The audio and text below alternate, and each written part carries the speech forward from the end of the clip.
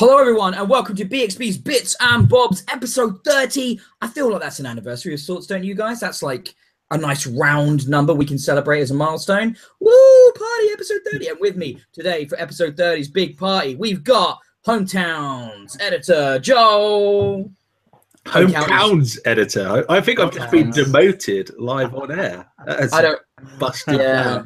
Well, if I can promote you live on air, I can demote your ass live on air, Joel. That's just the way it is. It's been a bad week for me this week, then. And you hear his voice there in the background. That's Richard, reviews editor. Yo, yo, yo. Ho, ho, ho. After I say something that sounds like proper street and rap. Like I'm not cool enough for it. Do you know, good point. I'm so shocked by how gangster you are. I don't know how to respond. That's just like, I'm just envisioning you drive-bys, just like home invasion. You're just a messed up gangster doing what's got to be done for your hood. Blood in, blood out, brother. I've still got it with the youth. I've still got wrestling t-shirts on. Is that Daniel? It's Daniel Bryan. Like, he can't wrestle because he's got a concussion. That's not that cool. That's just not that cool. I'm down with the youth, but I'm also mature enough to show gratitude to retired wrestlers. So it is my Daniel Bryan thank you t-shirt. Oh, very, very good. Like Joel, Daniel Bryan memorial shirt, is it? He's not dead. Yeah, well, I know his career, I'm guessing, is wrestling-wise. Well, it's an interesting story, Richard. Did you hear about the developments around that this week, actually? That the rumor is he's going back to the Indies because he basically spoke a lot about the bullshit reason WWE didn't let him back on, wouldn't clear him, because they got some basically like doctor nobody respected to say, you know, you're not fit to wrestle, even though he had like 15 others doctors say he was. So he's going to the Indies and he's probably going to go New Japan or something like that, and probably in 2 years' time be back wrestling for WWE. That seems to be how that works. So it's like the modern age story, like the new Gladiator story for the modern age. The sort of guy who was up there as the general now finds himself working his way back up the ladder, trying to win the crowd. No, I'm sure. Yeah. Like, if you like. I like Joel's I don't watch wrestling outside take on the wrestling bullshit we sometimes talk about. I always find that entertaining. I mean, you put SummerSlam down, Richard. I've only watched about half of it. So I've got up to Dean Ambrose, Seth Rollins match. I watched that. It's been pretty good so far, but don't. I've actually somehow, Richard, I kid you not, I have somehow avoided the result of the Fatal 4-Way. Oh, well so done. I don't actually know what's going to happen. Have you got any predictions? Brock. But like, I always bet on Brock. I suppose is a safe one. But considering it's been given like 5-star ratings by a lot of people, I suspect it will be a surprise. But I'm looking forward to it. Sadly, I think next on the card I've got Shinsuke and Jinder, and I really couldn't care less, which might be why I haven't watched any. Yeah, that's kind of it's kind of okay. You know, you get some value out of Shinsuke, but the modern Maharaja. Jinder Mahal against a guy who thinks he's Freddie Mercury and yet Japanese. So cool. Yeah. I think we've all watched a bunch of movies though. I'm up to talk about some of this stuff. You guys, I can't remember did I talk about Atomic Blonde last time? No. Have you guys seen it? No. You've seen John Wick though, yeah? You've seen John Wick, right? So the director of John Wick didn't do John Wick 2. He went and did Atomic Blonde instead. And it is. I didn't realize it was the same director. It's right. So that means imagine, brilliant, visceral action. But beyond that, it's a rarity in Hollywood because it's a female-led action movie, and it's not like just tits and ass. It's actually.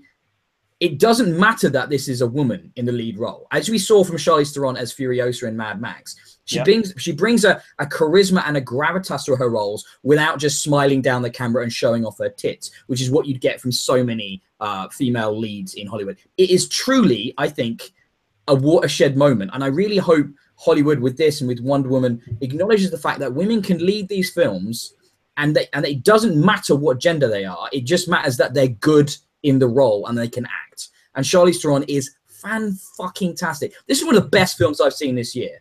I mean, beyond just the action, it's a great spy thriller. It's got an amazing sense of place in the late 80s where the Berlin Wall was falling in Germany. And it's all set around that week that the Berlin Wall was brought down. And it's absolutely fabulous. Like, I loved every moment. They named. There's a moment actually. It's not much of a spoiler, but they're in a bar and you hear all this like paparazzi and photography outside, and you're like, and one of the characters said, "Oh, Hasselhoff's in town right now." It's just like, it was a really fun little throwaway moment. Crowbar that in. Brilliant. Yeah, exactly. But it feels, and James McAvoy is brilliant in it as well. And as a proper spy thriller of the 80s, there's double, triple, quadruple crosses, and it's just like it keeps you guessing right into the end, and it's got a great ending. And yeah, I can't praise the direction of this movie or Charlize Theron's performance enough. It's one of those things where I turned to my wife and we were talking about this afterwards, and it's like, well, what do you always see from women in films, and more importantly, what are women always expected to do in society?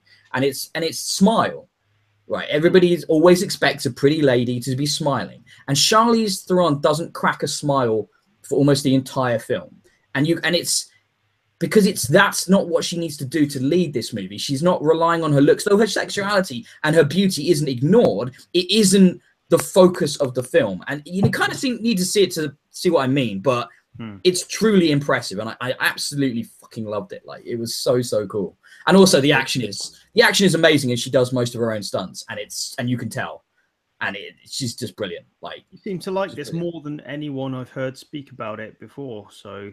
Interesting. Okay, yeah. I thought it got really good critical response, but I don't think it's been derided as such. But yeah, there have been people that have said, well, they thought they were going into John Wick, and it's not really that. No, it's better. Yeah.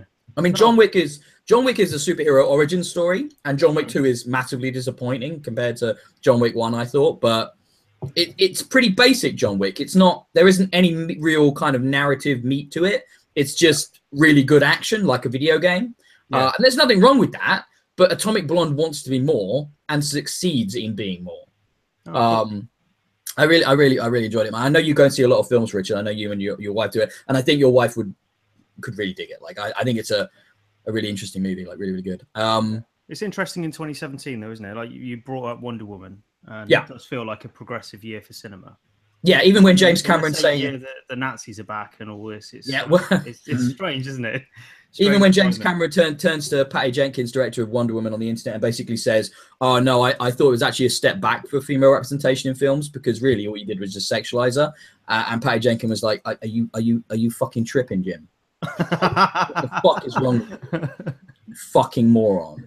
Like, who says you get to decide what is a strong woman?" Because he starts spouting off about Linda Hamilton, Sarah Connor and all this stuff, and he's like, "Oh, I actually did strong women first, and I would know because I'm a proper man director. Let me just mansplain how directing works, you fucking cocksucker." And I used to like James Cameron, and I was just like, "Oh mate, don't die on that hill. Don't pick that one. Jesus, you fucking moron. It's a woman directing a film starring a woman. You don't fight that battle. You fucking moron." Jesus. Anyway, I also saw Baywatch. Talking about Hasselhoff. You guys see the new Baywatch? No. That's a choice, isn't it? Watching Baywatch. You know what? It's fine. How did you find Baywatch? It was fine. It was stupid. Like, what's weird about it is it's massively self-aware. I heard this. This is another one that turns the feminist thing around on its head. It's kinda. Has it got more? I heard it's got more male nudity than any sort of focus on the female form whatsoever. Oh no, it is. I suppose so. But the thing that sort of stood out to me was how they straight up say, "Oh, we're Baywatch. We investigate crimes, and we save the sea, whatever needs to be taken. We're like the modern day Atlanteans. We're here to protect the oceans and protect people's access to it." And everybody else is like, "What the fuck is wrong with you? You're lifeguards. You just sort of get people out of the water. What are you? Why do you keep thinking you're more than that?" And they call them on it constantly, and it's kind of amusing for that. Like, the police are like, "No, you don't have jurisdiction. Yeah. You're a lifeguard. That's pretty funny. What's wrong with you?" Like, I never watched Baywatch Nights, but that was the idea, wasn't it? That Hasselhoff was lifeguard by day, but then he could be a detective in the evenings or some shit. I don't know. I mean, if you watched Baywatch in the 90s and you grew up on that shit like I did, there is definitely some nostalgia that you can enjoy the movie from. It's not a good film, but it's not terrible, and and it's doing what it does, and it's fine, and it's The Rock, fuck's sake, you know, and Zac Efron. They're eminently watchable people, you know, and lots of pretty ladies, and you know, cliched nerd characters to laugh at, and really stupid shit, and just lots of swearing, weirdly, as well. They drop the F-bomb constantly through this movie, which kind of surprised me. And the Hoff's in there as well with a cameo or two. So of course he's got to be. Why On not? Netflix list whenever that pops up, which I'm sure won't be long. I wouldn't have thought so. Talking about, look, you just segued for me there with Netflix into Defenders. Yeah, I know I'm sort of starting off with a diatribe here, and I will let you guys talk, I promise. But have you guys watched The Defenders? No, you need to be careful with spoilers on this because I'm not going to spoil it. I'm not going to spoil it. I'm halfway through Jessica Jones. Guys, just don't waste your precious time. It's one of the worst things I've ever seen. It's the most boring, badly made, badly acted, just weirdly cheap.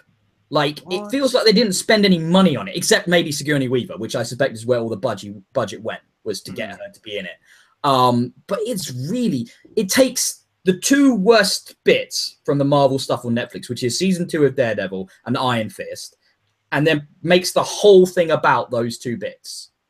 And it's just fucking terrible. And I got all the way through to the end of it.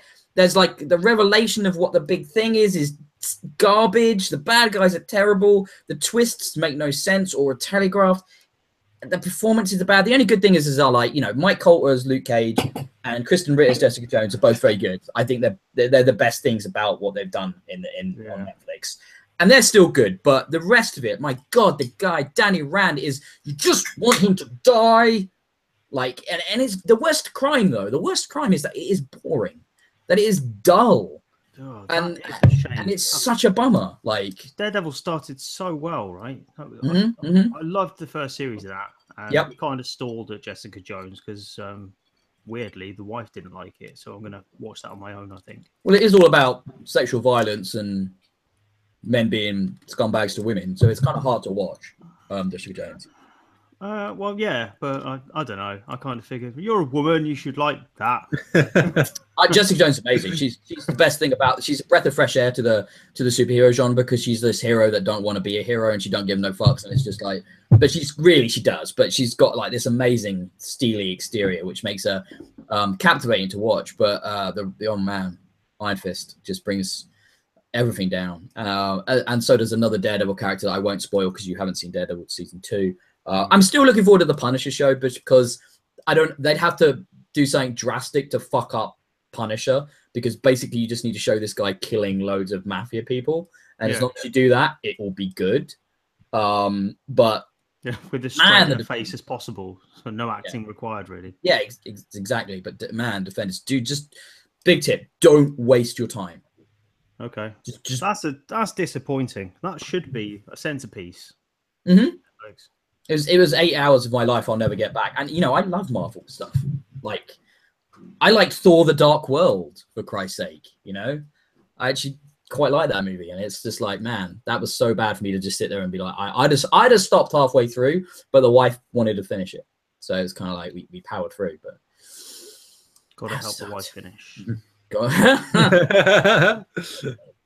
Normally that's my job, Richard, the disgusting, smutty jokes. So, you know, bravo to you. On that one. Does somebody else want to talk for a bit? Like, I want Joel to talk about how amazing the Fast and the Furious is. Fast of the Furious, or the new Fast and the Furious. The fate of the Furious. But it's not called that.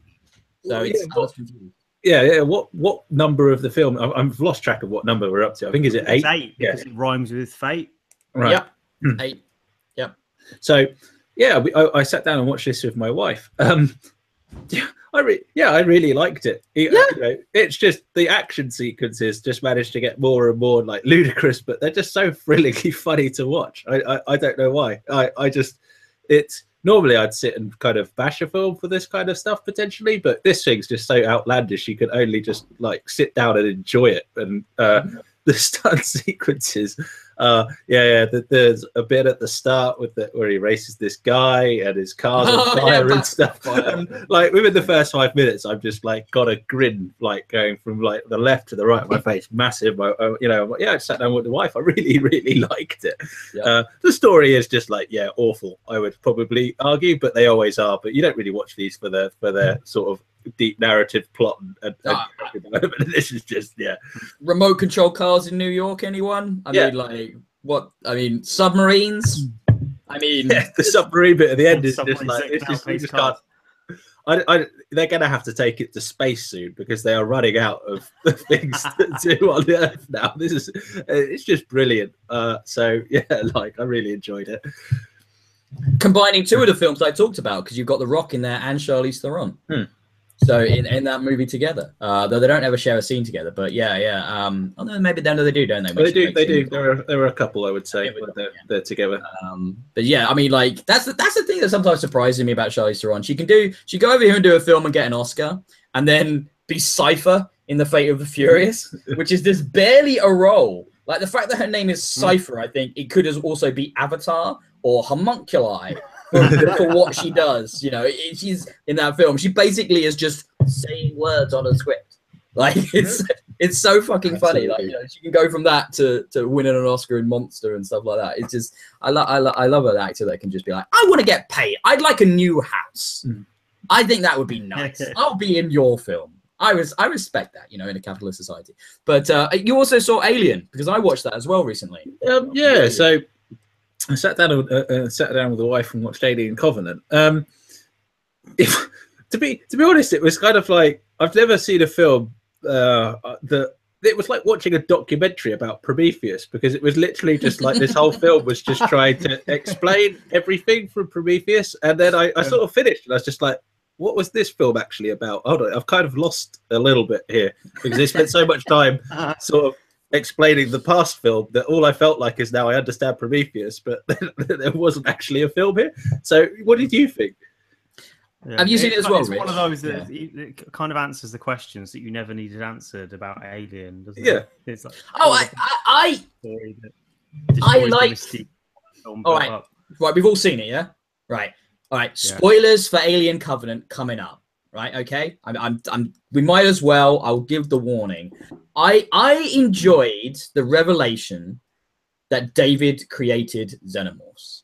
I did, I kind of dug that. I mean, like you said, I didn't need it, but at the same time, we know the colony he's going to is now going to be where basically xenomorphs come from, because he's going to use all the colonists. And that in that third act reveal that was so obvious and yet so weirdly handled that it was David all along, was just like cool. And I was rooting for him. I was like, yes, because I want more fucking aliens. I don't want to see any of these people survive, because I don't care about any of them except maybe Danny McBride's character, who I quite liked.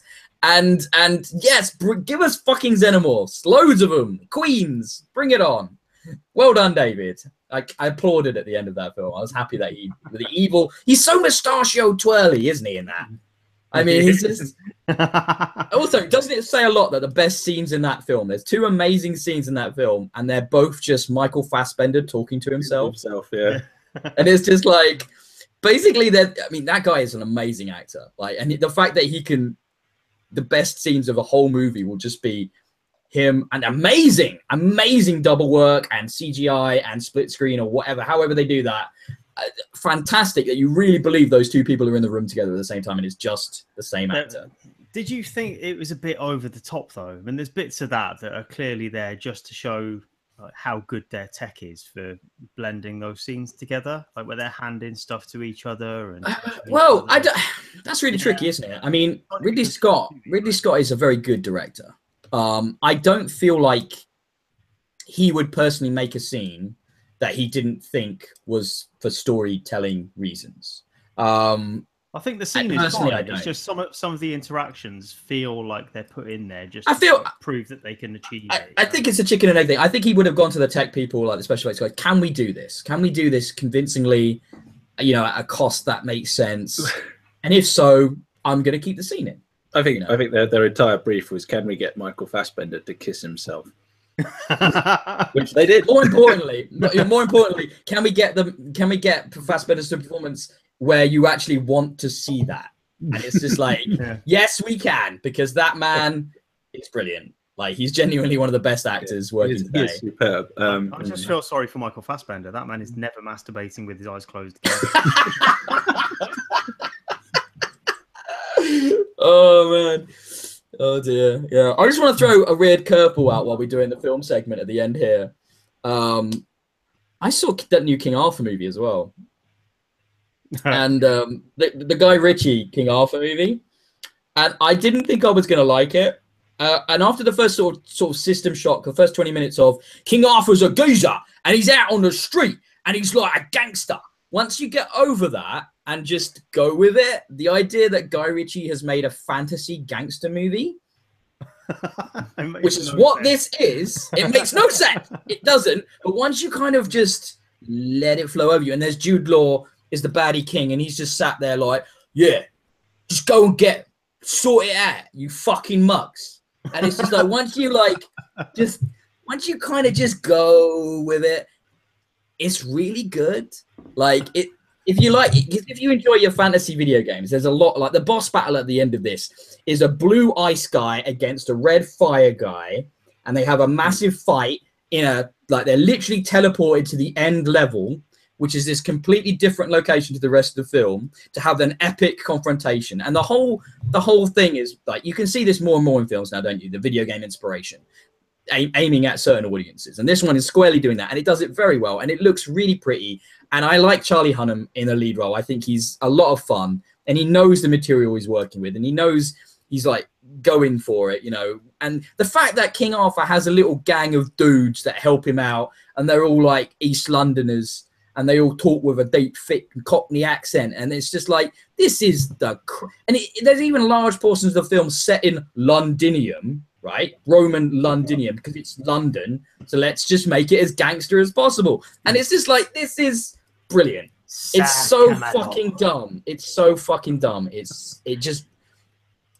I enjoyed myself immensely. Would you recommend it? Because I've noticed that's now up for rent on Amazon Prime Video. As I glanced over it and I was curious. Yeah, give it a go, because it's really freaking stupid, but it knows the material. I think, whereas, you know, when he did his Sherlock Holmes movies, and I felt like he was trying to break away from his formula, and especially in that second one, it doesn't work as well.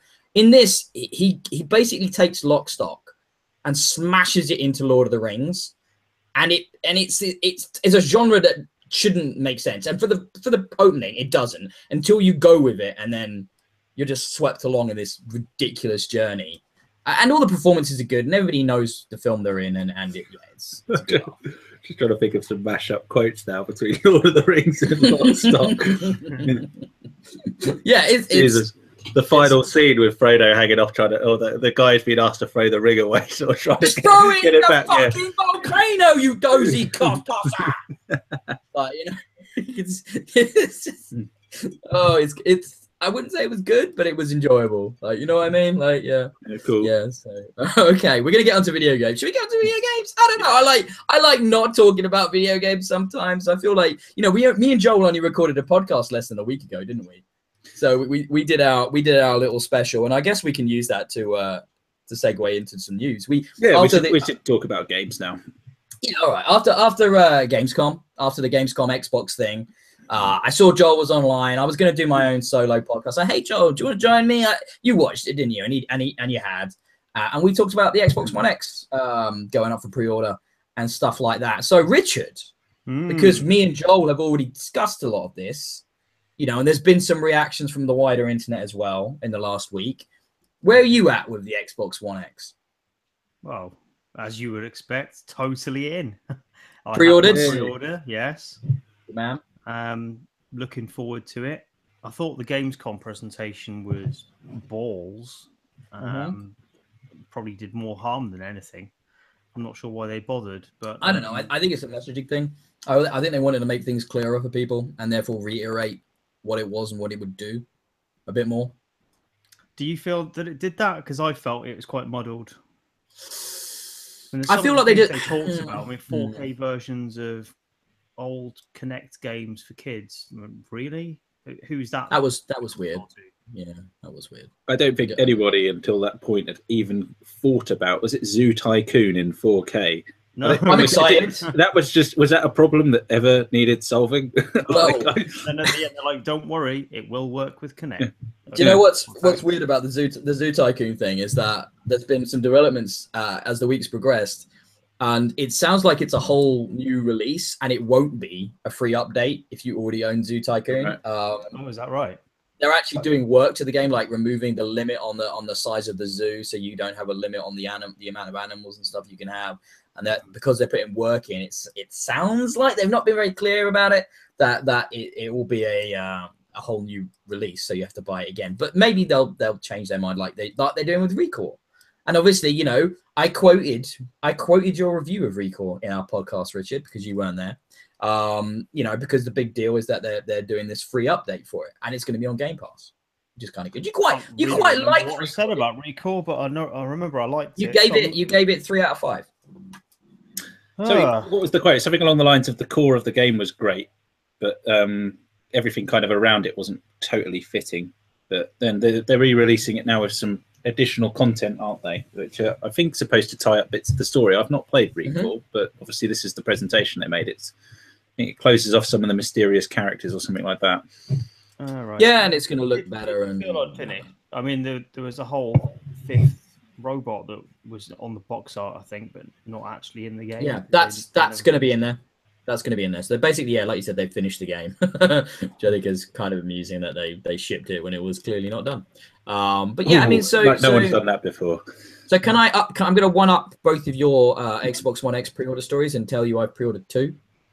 You said you weren't going to do that. Why have you done that? Because I might replace both my current Xbox Ones for simplicity's sake. Simplicity. Well, as in having. I have a problem, Richard. I think than managing money. I think we're going to have to point out a flaw in your logic, though, Ben. Because to get the best value, that means you now have to buy 2 4K TVs. So you're sort of, yeah. I mean, you'd be better off buying one X and one 4K TV. The logic being, though, is that, like you, I have an area I go to game for review purposes or for whatever things like that, you know, so I'm not bothering the wife. And even though that area will only have the 1080 screen, I think there's still a benefit from the horsepower, and I kind of want to be reviewing the games and looking at the games in the best platform possible, basically, you know, with the best load times and, you know, looking at that. However, there's an argument to be made. It would make sense to also compare and contrast and look on the 2 different. Yeah, exactly. See, I would fall into the latter camp there. That I think there's a lot of value now, especially considering you've got the Pro and the non-Pro PlayStation as well. To get 2 X's and keep an Xbox One XS as well. So that's what I'm hearing. Right? What are you doing to me? Why would you make me spend so much money? You're such a. I had to tell Leah about this. My wife, she's going to be very upset when I tell her that you tell me I've got to do this for the site. Oh, it's disgusting. You're the manager for 2 weeks, and all of a sudden, your head. Yeah. Not quite the manager yet, but we will see. Anyway, let's not get onto that. So yeah, we're hyped. It wasn't really. We don't need convincing, did we? Us 3, we never needed convincing about this. We were always going to get. I mean, I'd probably buy it even if there was no reason to. I'm not stupid about it. Some people would say there is no reason. Well, quite. Yeah, but. So let's talk seeing stuff that's come out for it. I think most notably this week is the comparison stuff for Tomb Raider, Rise of the Tomb Raider. Eurogamer got hands on with I think it was 10 different titles as well, and we're able to look at the improvements, and we're actually really pleasantly surprised by how many of them were full 4K and not using just the checkerboard technique that they were expecting, which is what was being used on the PS4 Pro. And with the PS4 Pro, I believe that has kind of a choice between a decent frame rate and graphical improvements. It's one or the other. Xbox has both. So, granted, it's an older game, but as a sort of showcase for what is possible, it sounds like what Microsoft have been talking about, that they wanted to build a console that didn't compromise, that did 4K, 60 frames a second, and really push the envelope in graphical performance as well. I get does so that, tired, Richard, of people talking about fucking frames per second. I really, Does that not matter to you? I just don't care. I've never cared. That's pretty I'm interesting. not a competitive shooter gamer. I'm not looking to play, fucking Battlefield 1 esport or something, and therefore think it's important that I have unlocked frames or 60 frame minimum or anything like that. I've just never given a shit. I've never seen frame rate as a performance thing, like as a gameplay performance thing. It just looks nice, doesn't it? I don't really notice the difference between 30 and 60 that much. I really don't. It doesn't like jump out at me. You will. You should do. I will. People say that, but I don't. It's like if you compare two videos of 30 but I'm not frames a second gonna. and then 60 next to each other. Yeah, sure, but no, Joe, yes, but nobody does that.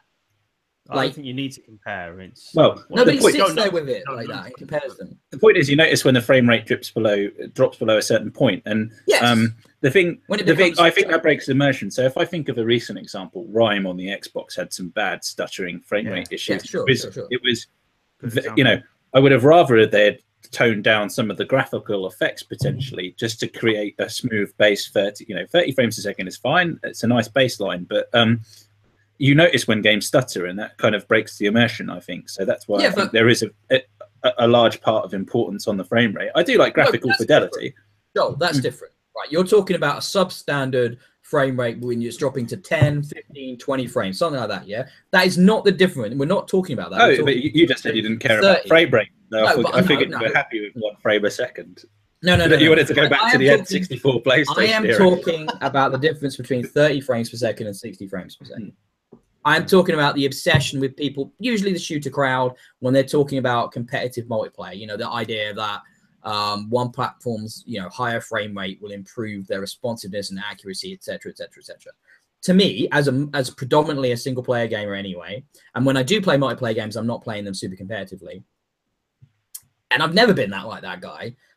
Maybe Halo 2, maybe, and Call of Duty Modern Warfare, the first one. But since then, I don't understand the obsession. I'm not also that bothered about fidelity. I'm not that bothered about 4K over 1080p. For me, the big improvements is going to be. Why were you?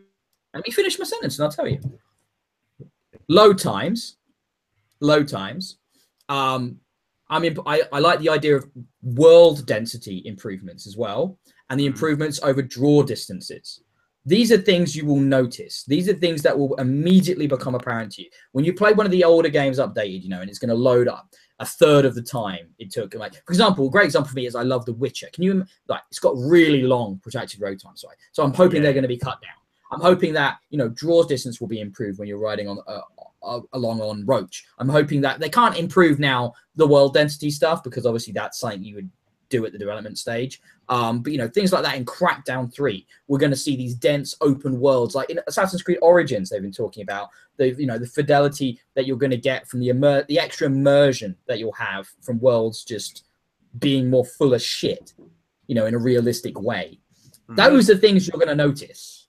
Not the difference between 30 and 45 frames or whatever. From the technical perspective, I'm not sure you will actually see much of an improvement to load times, because that's what they're touting. Going to be disk I/O, so it's just going to be reading the stuff off the hard disk into memory, which is the hard disk is better. Going to be very speed similar wise to the hard disk is meant to be more in one go, though, is the point, though, isn't it? It won't have to shift stuff out of memory to make way possibly. For something else. Possibly. The alternative, and the only other thing is a post-processing on the textures and the light maps and things once they are in memory to complete those calculations. So how you get pop-in sometimes where textures are sort of blurry initially and then they suddenly become quite detailed as the sort of graphics card is processing. Those kind of things I would imagine to ease up.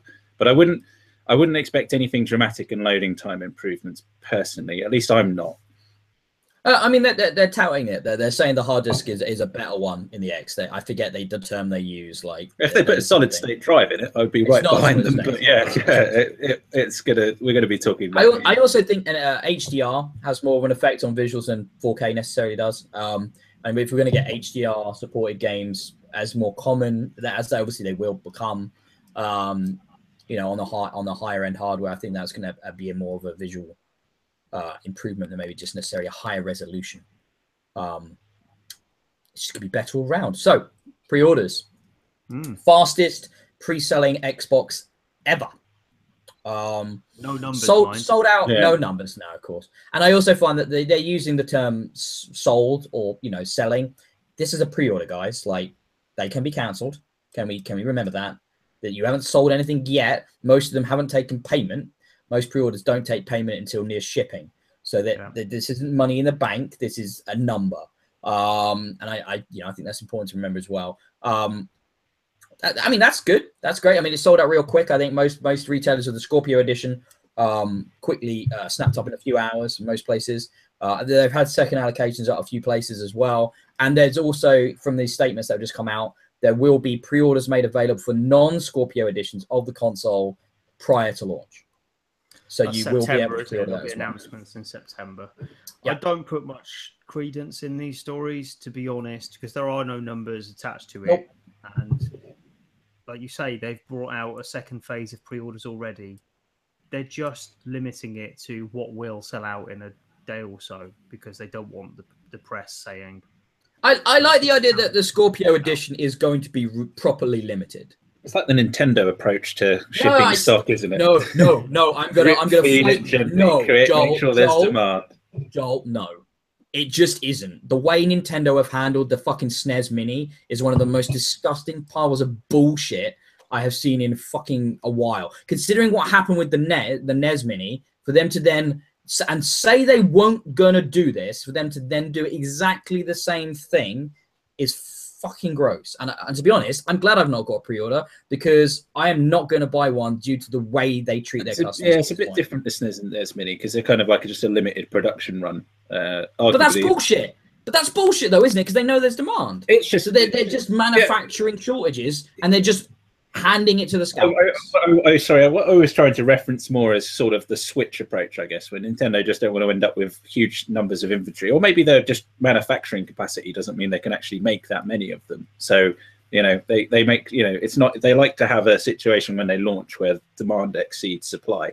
And so they can keep the console will remain popular for like a year or two.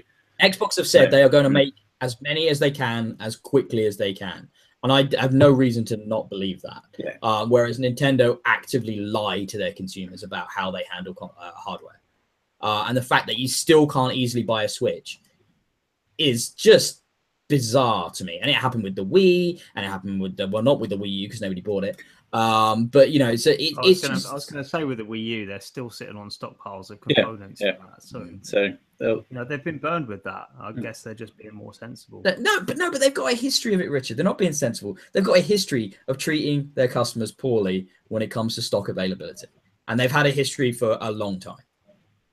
So they're not. They do. I mean, as a Amiibo fanatic, I find it so soul destroying when new batches of Amiibo get announced and they're sold out in an hour.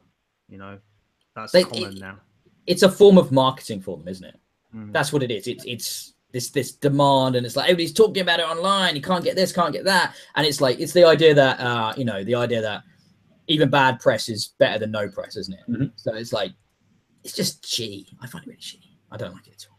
Anyway, so we're all getting Xbox One X's. We're all excited because we're a bunch of Microsoft fanatics here, aren't we? Let's be honest. Yeah. Well, that's where we start. I think the interesting point about us all getting them is because I would imagine that we're all what you deem the hardcore gamer in the video games industry. Yes. Like Richard pointed out, probably even if there wasn't a launch game for it, I probably would have bought one anyway. Well, there isn't a delayed crackdown. So the real question, I guess, is I don't know. This is and I can only speculate, which I'm not really going to do. But just how many people pre-ordering these are like us, people who've just got Xboxes, but hardcore gamers buying upgrades? How many are people who just want to upgrade for a 4K gaming experience? How many people are players who've had PlayStations up to this point? But now there are a few games they want to try out on the Xbox. They're willing to sort of. It's about time to get the second console in. I'd love to know all those numbers. Now I'm never going to know, but that's the bit that's scary. Well, you can get an idea by going places like I spend a lot of time the Xbox Reddit channel and stuff like that. Seeing what people are posting about it and stuff, and they're it's a real mix. Like I've been reading a bit on there already. Yeah, so. Yeah, it's just to kind of get an idea about who the people are buying these, and I think Microsoft have been actually quite clear at least with who their target market is for this. This is for the hardcore gamer, really. And that kind of, I think, makes their price point a bit more palatable. They're not targeting the mass audience. That's what the Xbox One S is for, and they're going to stick with that messaging, well, at least for a year, I should expect. It's interesting that we talk about price. I mean, Apple if you wanted to buy an Apple iPhone, without contract lot, what's that? 650, 7, 8?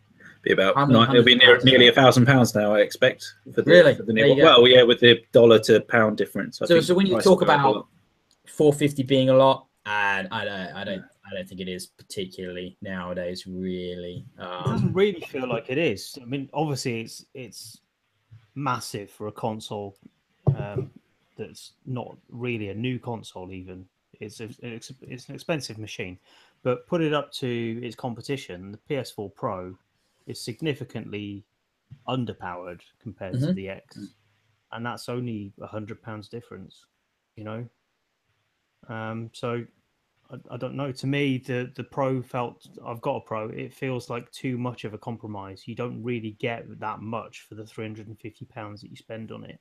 I suspect like with the X, you're getting full fat. I suspect you'll feel more happy with your X purchase than you will your Pro purchase 6 months later. Just because of the amount of support already in the games, with the patches that are coming, and the way that Microsoft are addressing the whole onboarding process, transferring the data process, profiles and stuff like that you're going to be able to do it using external hard drive or over your network, wherever you want to do it. And I think this is Microsoft being Microsoft, thinking about solutions to these problems, and I think that's really cool. Yeah, I think you're right. That's where they'll win them over. Just to give you a funny story, when I bought my Pro, and it does offer you the option to move from one PlayStation 4 to the other, which I selected, and downstairs my PlayStation's connected wirelessly, and upstairs my PS4's connected by wired. And when I went through the thing, I was like, so they're both on the same network, but then the transfer program complained because one was wired and one was wireless. So I actually had to go upstairs and switch them both to I switched them both to wired in the end to complete the transfer. But it's small little things like that I think Microsoft know a lot more about what they're doing on those aspects. And I think the PS4 Pro hasn't been so easy for developers versus what I think the messaging we're getting from the X with regards to taking your previous titles and working with the Pro and that scalability side of things. So seems to be really conversely easy. though, PlayStation does have a kind of fixed and working operating system, which Xbox is still struggling with. They're still tinkering with it now. We're waiting. Ben, you're on the alpha for that. We're waiting for the next release. But if the feedback for that, well, I know you hate it, and a lot of people hate it. So if the feedback for that is any indication, that won't be the last iteration either. And just don't even get me going. They're so shaky on their core OS for Xbox One, which goes back to the launch window, really, that it was built around Kinect, and they're just struggling to pull back from. Well, that's changed dramatically, as it was Windows 8 when it launched based under the hood, and now it's Windows 10. So it's that's the story. Isn't that the story of Microsoft this generation, that they have been trying to deal with a shitstorm from moment one? Since Phil came on, he has been desperately trying to right the ship that was hit by the iceberg. And he's been very, but there's only so much you can do. There's still problems with meshing. There's still problems with understanding what the actual sort of value proposition is. After how many years into this generation are we? It makes it really difficult to innovate when the battle you're fighting is to just fix what's broken. And it's better than it was, but it's still trying. The battle from 4 years ago that was already lost in some sense, isn't it? They've turned up with the best army now, but the battle was four years ago. There's nothing but graves of grass and trees. Very poetic, Joe. I like that. Yes. Yeah. So talking about graves and grass and trees. And it's sort of the theme in a little bit of a way about this week's episode, I think, something sort of came back from the dead a little bit, didn't it? Like this week, which was the weird. I read this, and it was written in this sort of strange first-person narrative short story format that basically the story of Half-Life 2 Episode 3 as told by, I think, one of the head or lead writers who worked on Half-Life 2 Episode 3 before it got canned and shuffled into the dust that Valve decided to do. That Valve employee of, was it 15 or 20 years? I can't remember his name, and I didn't write it in the notes. But yeah, this came out, and I, straight away when I saw it, I was like, oh my god. And I, made sure I downloaded a copy because I almost expected it would possibly suffer a takedown notice straight away. And then I read it, and it genuinely does feel like could have been the episode 3 story. And Mark Laidlaw, that's the guy. Thanks for that. And yeah, it's it went through it. It's got the things. It's got the characters. It's sort of. Can we not spoil it, by the way, because I haven't read it. All right, no, I won't talk about it. So it's got the characters, and if you remember up on episode 2, it was building up to trying to find this ship, the Borealis, and things. And this is sort of obviously this story tells us the next part where they, obviously they think they know where it is. So this is about them going to it, and then it's got some explanation around it. So yeah, what this actually means for Valve now, I guess. Does that mean I think what it might mean is the end of Valve doing a Half-Life 2 Episode 3, but I'm wondering if some fans may kind of pick up this and try and pull something. You nod your head, but they think of the Black Mesa Source remake that was. Valve would never, ever, ever, ever, ever let that happen. You think? Like, I don't know. Who? No, you probably would have said that about them putting a Half-Life remake on Steam for sale, and they did it. I think this isn't the end of Half-Life, but when Half-Life comes back, it will be a full reboot using the name and maybe the character. But I feel like this is the nail. The fact that this wasn't taken down, the fact that it got all over the internet and Valve didn't care, it means it's done. It means that it's gone past any shit being given about that storyline. I'll tell you a funny story. I read the story and I was like, what the fuck? And then I realized I never played episode 1 or 2. I just finished it. Oh, right. Yeah, totally lost on you anyway. So it meant fuck all to me. But what I did like was the ending. I liked the ending. I won't spoil it, but I really liked where that left Freeman, Joel. And I thought, as from a narrative point of view, I thought it was a brave move. I thought it was an interesting move. And I was like, that would have been cool. I would have been, if I'd been invested in the episode stories, I'd have been left there with a slight scratch on my head, a desire to see more, but also would feel a sense of conclusion, And I thought it was well handled. I love the way you say, don't spoil it, Richard, because like in the hopes of what it becoming. I was gonna say, like, I'm still optimistic that it might happen somehow, so I don't want to read it. Yeah. Well, I used this as inspiration to find the key art for the story on the site today. The conspiracy theories around Half-Life 3. I love them. They're so much fun to read. The idea that it's being developed. It's done. Guys, just I can't believe they're not doing it. It makes no sense. Put a cross in it. It's done. First of all, Valve don't make any 3 games for anything. Ever. No, they don't. And I can understand that because you make a game, right? And you go, that game was really good. Let's do a sequel that expands and explodes that concept, right? And like really take it. And then you've done that. Where'd you go from there? What's a second sequel? That's fine. There's no reason to do a second sequel. If that's your raison d'etre, don't make an episode 2 on a cliffhanger.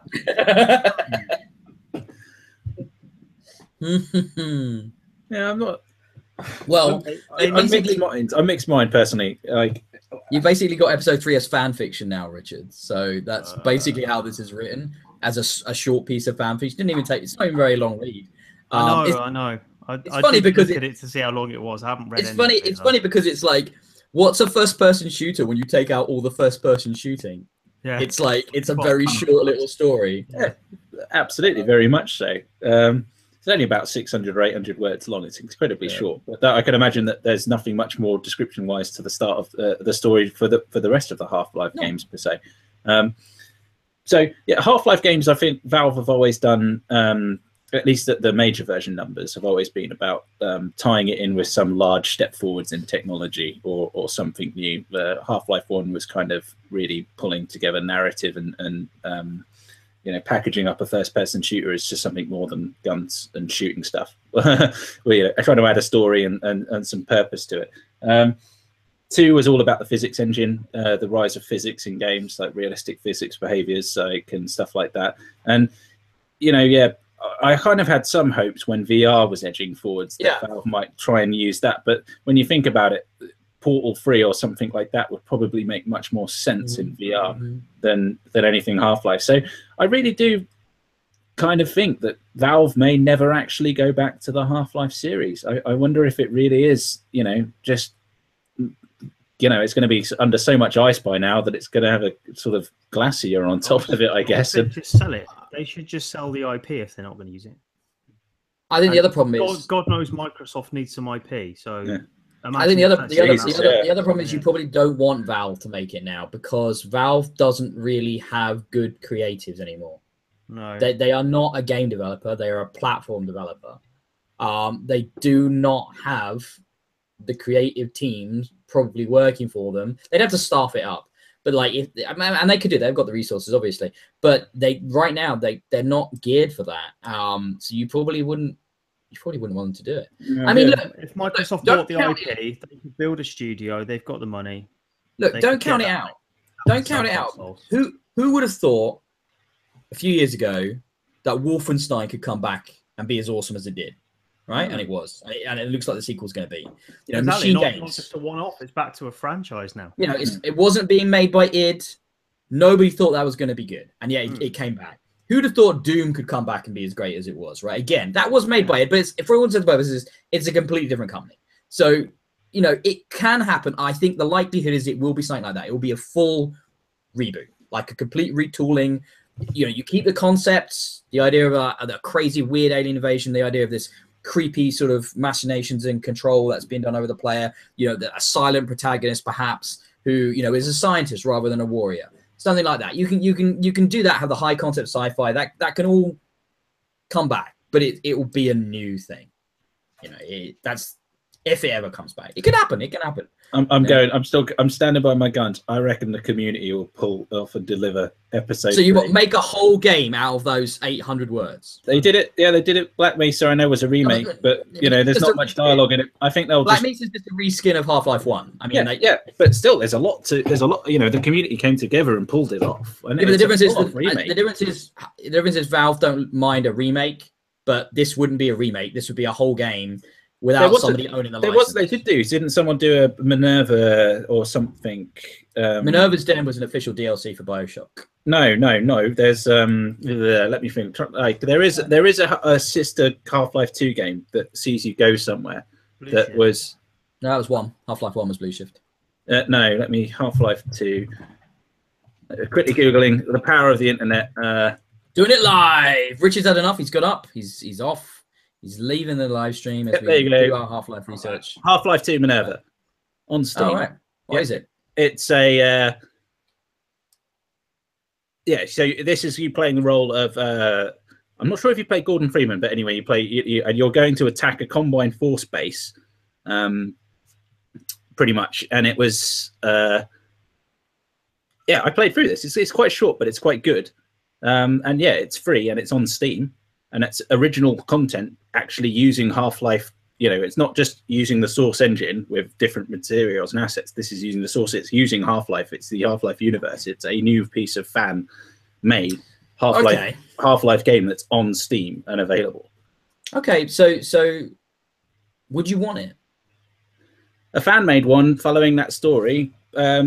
I would play it and try it. And if it was done to the same quality of Black Mesa, we know what the story is now. If the expectations are, it's not going to be, it's just going to take the Source 2 engine. It's not going to introduce any new technology or damn-fangled thing. It's just going to take what they had before, build up the new levels, and finish the story off. Then, yeah, shit, I'd play that. Let me just put it out there. That sounds so incredibly underwhelming that just read the fucking story and be done with it. Like, because the thing is that you said it yourself, Valve released these things to break through tech. The whole episode thing was, at the time, episodic gaming was this crazy thing. They were breaking through a distribution method right there, right? They were trying something different. You just release a fan-made episode 3, like, and it's the same sort. It's this dated engine and dated tech. Everybody's read the story. Why would you bother? Why would you bother? I think if it was going to come out now, it would have to be a complete redo of gotta be, episodes 1, 2, and 3, and 3 bolted onto it as a complete package, or do a movie of 3, something like that. Movie. Yeah, that would work. I'd watch a Half-Life movie. I love the high concept of that world. I think that you'd have to change things up a lot, but a film in that universe could be really cool. Yeah, that could be really interesting. Right. Get Neil Blomkamp to direct it. Should we move on? Yeah, let's move on. Look, it's no rush, man. It's like we'll talk about what we talk about. It's don't worry too much about the show. There's quite a few other news items I'm keen. There is. Yes, let's talk about something to do with a game I reviewed a few weeks back, maybe a couple of months ago. Tokyo 42. Mode 7, the developer for this, did a very weird thing.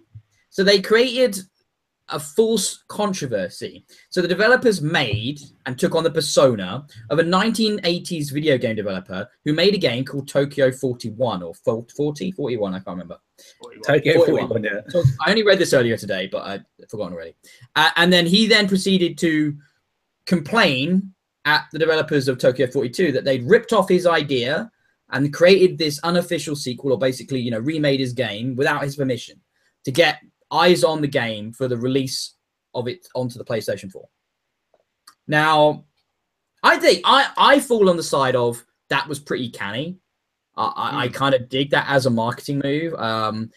It shows a lot of effort. It shows a lot of creativity. A lot of time went into that, obviously. And then the guys that did this, they really stuck to the guns for quite a while. They stayed in character. There was Twitter back and forth. They created a fake blog where the guy was moaning about it. He had a fake development studio and a fake publisher all connected with this fake game supposedly from the 80s, and it had really people wondering, like, especially the uneducated, the non-games press. They were like, is this real? Did they really do this? What is this Tokyo 42? Oh, it's just out on PlayStation 4. Maybe I'll buy a copy.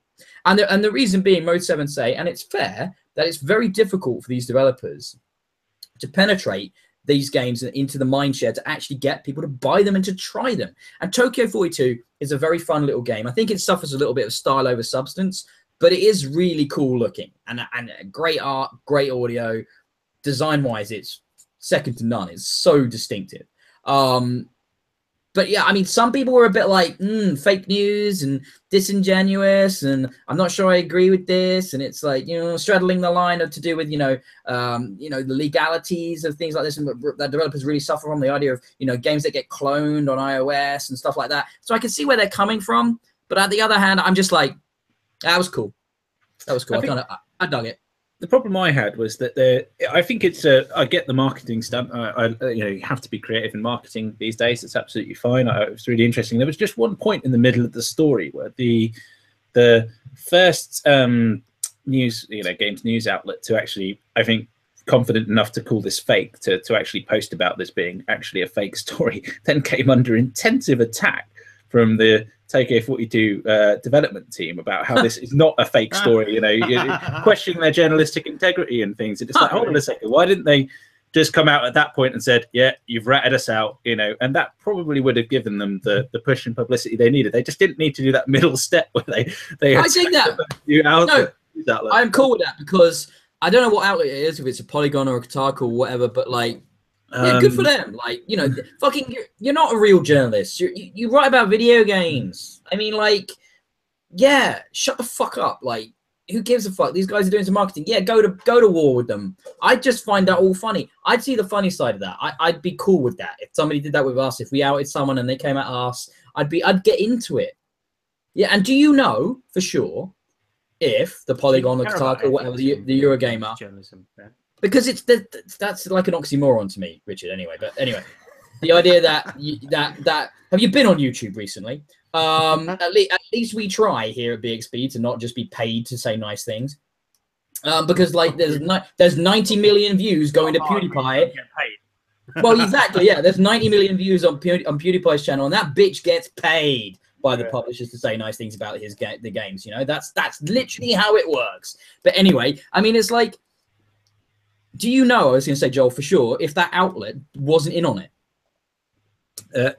No, I haven't followed up the story much. Because a lot of them were. There's a lot of people that were in on the gag, that they were told behind the scenes, but they liked the guys at Tokyo 42, or they thought that the moxie of this concept was worth backing up and give them a hand, get people seeing this cool game. and maybe they lent into it. You know, you know, who knows? I think it's pretty generous. I think it's pretty cool. Well, we got us talking about it. More on quiet. Yeah, exactly. So, and look, but I was talking about Tokyo 42 months ago when I reviewed it. We talked about it on the podcast, didn't we? We you know, we played that game. You know, we did that for them. You know, in a way, because that's how the video game press works, because they give us games. We talk about their games. Put a lot of effort into it. I've got no problem with them sticking by their guns, having put all that work in. They're not going to go, oh yeah, we're rumbled. Fair go, mate. Fair go. It's a lot of work, and it's really impressive what they've done. So yeah, get as much. I mean, they created all those fake screenshots. They, you know, all the fake characters. They've. I just think they're obviously not a big team. So there's probably some guy there who's just doing one side's fake response, the other side's fake response, you know, and he's like, at the end of the day, he's like, I don't know who I am anymore. I don't know who's the real me. Like, you know, and he's just going home to the wife, and he's like, Jeff, are you okay? And he's ignoring her because he's like, no, my name's Tom. I don't know who this Jeff is. He accidentally next day drives to the fake office, forgetting that he needs to go to the real one and stuff like that. I've forgotten who I work for. I can see what you're saying, Joel. So do you fall more along the lines of this is a bit of a questionable practice? No. Like I said, I think the marketing stunt's brilliant. I love that kind of stuff. It was just the point that when they had essentially been ratted out, that they then continued to go on the attack to try and hold it together. When I felt at that time it would have been better to say, whoa, hands up, right? Yeah, you've busted us. They'd already got, I think, the attention they needed, and it was always going to, from that point onwards, sort of spread around the various news outlets and stuff. So, you know, I think it achieved what it needs to achieve. I just think they could have probably just taken that one step out at the middle. I think it's got elements of like an ARG about it and stuff like that. Almost like they wanted people to investigate it and try and tear them down and try and point it out to them, and then they could fight it off for a bit. And then they, it didn't take them that long to admit what was really going on. It was only a few days and stuff. And it was like, I kind of, I think it's so creative, you know, and I like it when I see creative marketing. Trust me, I get a lot of press releases, right? And the only time I really read a press release is when it seems to be written by a human, which is quite rare.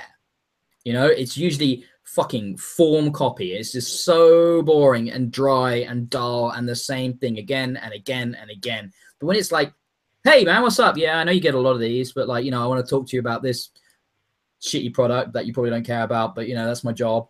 And it's just like, oh, I'll actually read that because it seems like a real person. So a step beyond that is let's basically create a load of fiction and get people talking about my game that way. I dig it. So talking about more kind of weird viral marketing, look at Joel. He almost like intentionally put these stories together when he put them together. I thought it's very impressive, Joel. I mean, maybe I should make you like, you know, fancy stories editor instead of just hometown. Yes. Hometown news.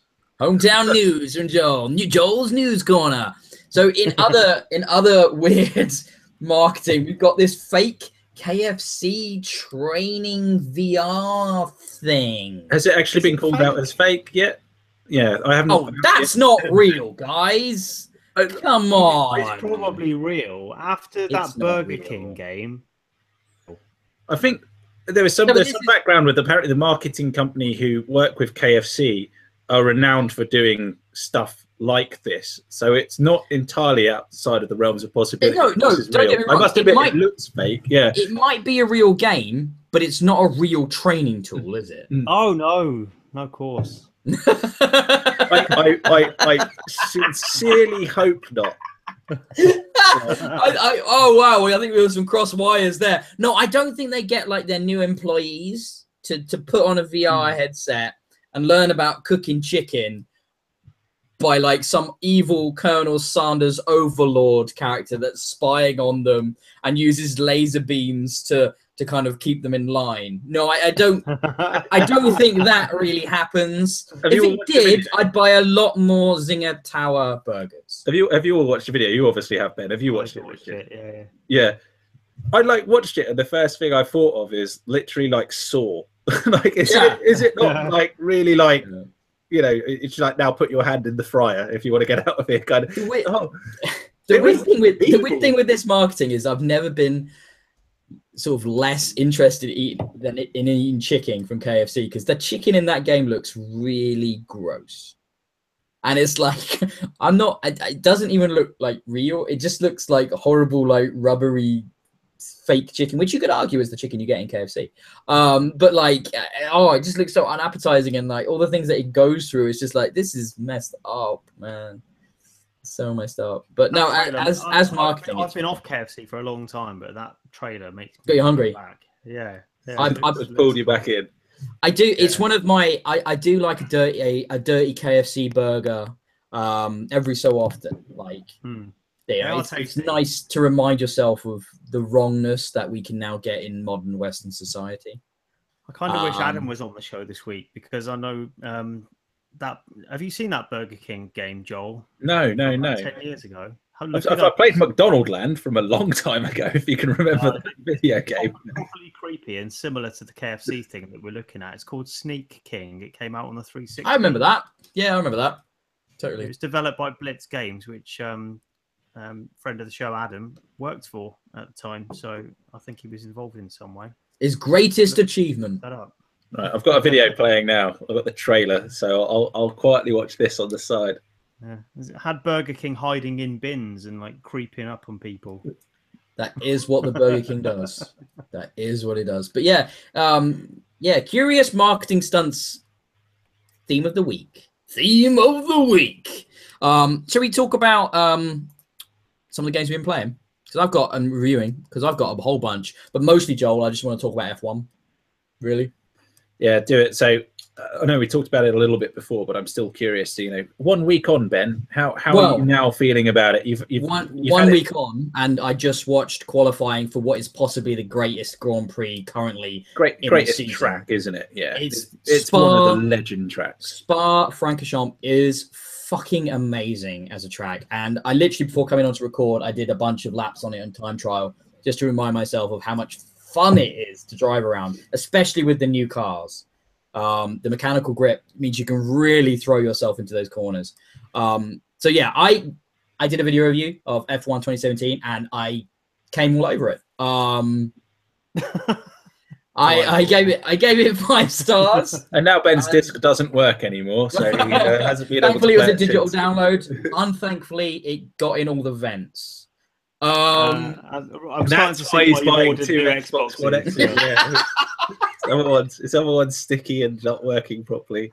So I feel like the F1 games are kind of like the unsung champions of racing games on Xbox, on consoles and PC, and they don't really get talked about that much, except by me, it would seem. Codemasters are brilliant at these games. Like last year's was amazing, and this year is somehow even better.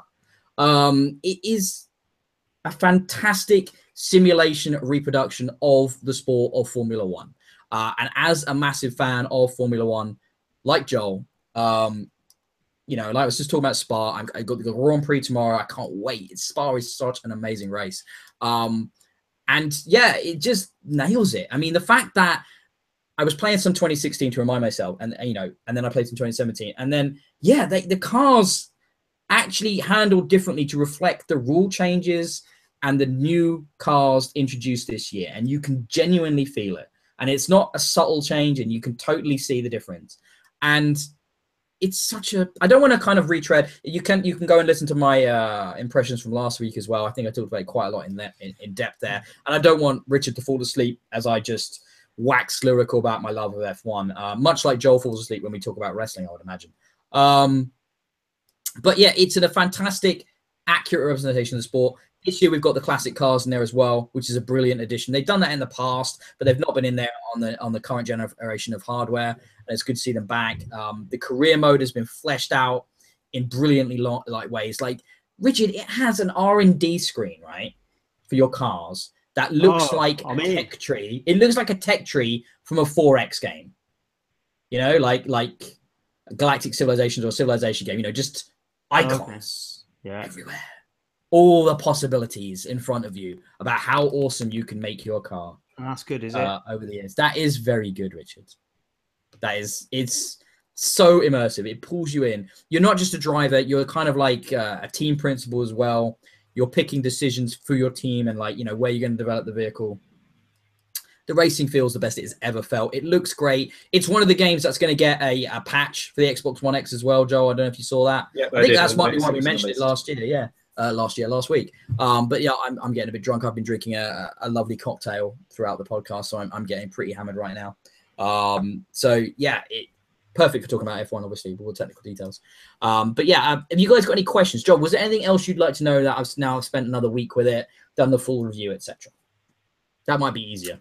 I assume you played it with just a controller. You don't have a steering wheel and pedals. That's correct, yeah. I think it's funny because somebody kind of deriding me about that. It's like, why don't you have a wheel set up? And it's like, have you seen how they drive F1 cars? I wouldn't really call them wheels. But the steering wheels they're using there are basically like high-tech, futuristic steering devices. That's the only thing I can describe that. It's like, I think a controller is as close to the steering wheels they use in F1 cars as a steering wheel is that you'd find in a car. So, you know, no, I don't have a wheel, but the fact is I don't know how to drive, so I'm not sure how that would help me with the experience. See, I used to adore playing F1 on the Xbox 360 with the Xbox 360 steering wheel and pedals. I do love playing F1 games with steering wheels and pedals. I don't think it's I play them with a controller as well. I can switch between it, but there is something quite satisfying about using the wheel.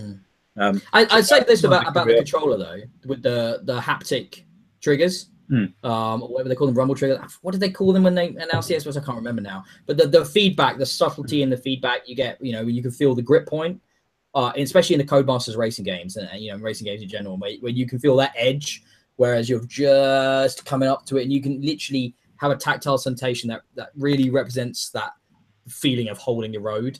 And that's super satisfying. I mean, look, Richard, you like your Forza games, but no, I'm not. I say this at the start of my review, actually. I don't know if you've watched it, Joel, but I say I got criticized on my last review of F1 for kind of reviewing it from the standpoint of a fan of F1. And I actually say in my review, if you're considering this game and you're not a fan of F1, get a different fucking racing game. Yeah. Because if you don't play this as a simulator and really go for it, there's no point. Like, it's like if you got like one of the rally games that Codemasters does, the dirt games, and you're not at least a bit interested in fucking rally, why are you bothering? Play Forza. You know, that's what Forza exists for. Those kind of, I want a good racing game on Xbox. Get Forza. The thing is, though, when I go from Formula 1 to Forza feels slow. Like, just really slow in general. Whereas when you're in a Formula 1 car in those F1 games, when you're that close to the ground, going at those incredible speeds, it feels incredible. Like, it is the most tense, stressful, exhilarating, exciting, and rewarding racing game I have ever played. And 2017 is the best one they've done. So, 5 stars. Drop the mic. So I will get it. The only thing holding me back is the it's going to really sound probably quite cheap, but the price. I just don't think an F1 game's worth £45 new. What? Now, Why? Because I think it's because of its limited appeal. If you think about it, it's only, you know, not many. Technically, it's not many cars and almost no variety in car. You could argue. There's loads of variety in the cars. Well, no, it's just you can drive a there's red ones. There's blue ones. Ultimately, you know, it's not like you say. If you look at Forza Horizon, for example, the variety you get in that game. F1's very focused, and it's very focused in a good way. It's got the fan appeal, but for me, I just can't. The price to it's. The entry barrier cost is too much, and I'll pay 30 quid for it. All right, but not the 45 they're asking. Okay, so I'm going to wait a bit. Joel, I'll take that challenge. Value proposition, right? It's got an incredibly deep, long career mode. It's got classic cars, which you can do in various. There's on top of the career mode, there's these championships, and each of these championships is customized. So you can do like a full championship of, like, I don't know, pick a proper F1 driver and go through a full season with them, to various ones to do with the classic cars throughout the year. So you've got loads of different variety in there. You've got time trials. You've got a full multiplayer suite, which enables you to play with the classic cars the modern cars. You can do full races. You can do the sim. You can do an arcade kind of variation. You can play with one other person or up to a full grid of other people, right? You've got events, which are these new things that Codemasters doing, where they're doing these like themed activities that come up. I think they're changing them on a weekly basis. So there are going to be scenarios that are specific. The one they've got at the moment is at Spa in the wet. You're Max Verstappen. You've just lost your nose cone. You've got to get it replaced. And then you've got to try and win the race with, I think, only something like 10 laps to go.